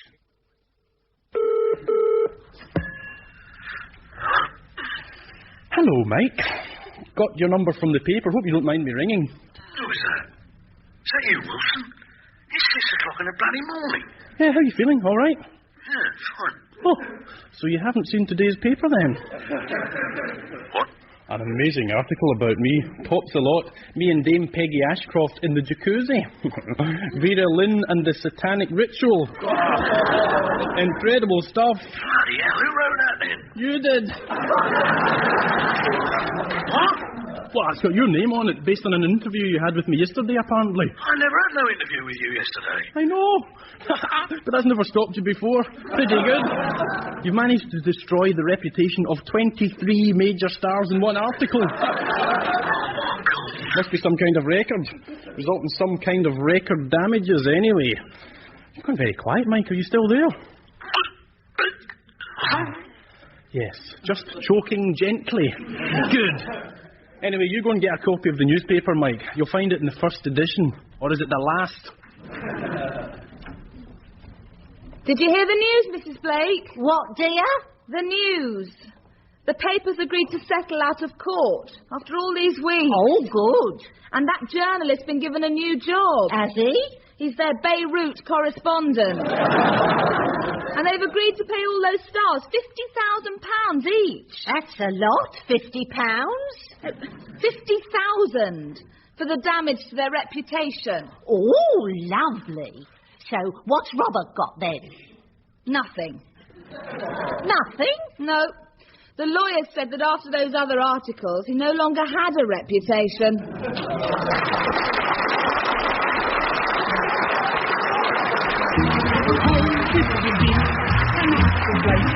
That was An Actor's Life for Me, written by Paul Mayhew Archer and starring John Gordon Sinclair, Gary Waldhorn, Caroline Quentin, Nicky Henson, Rosemary Martin, Donald G, David Googe and Jane Whittenshaw.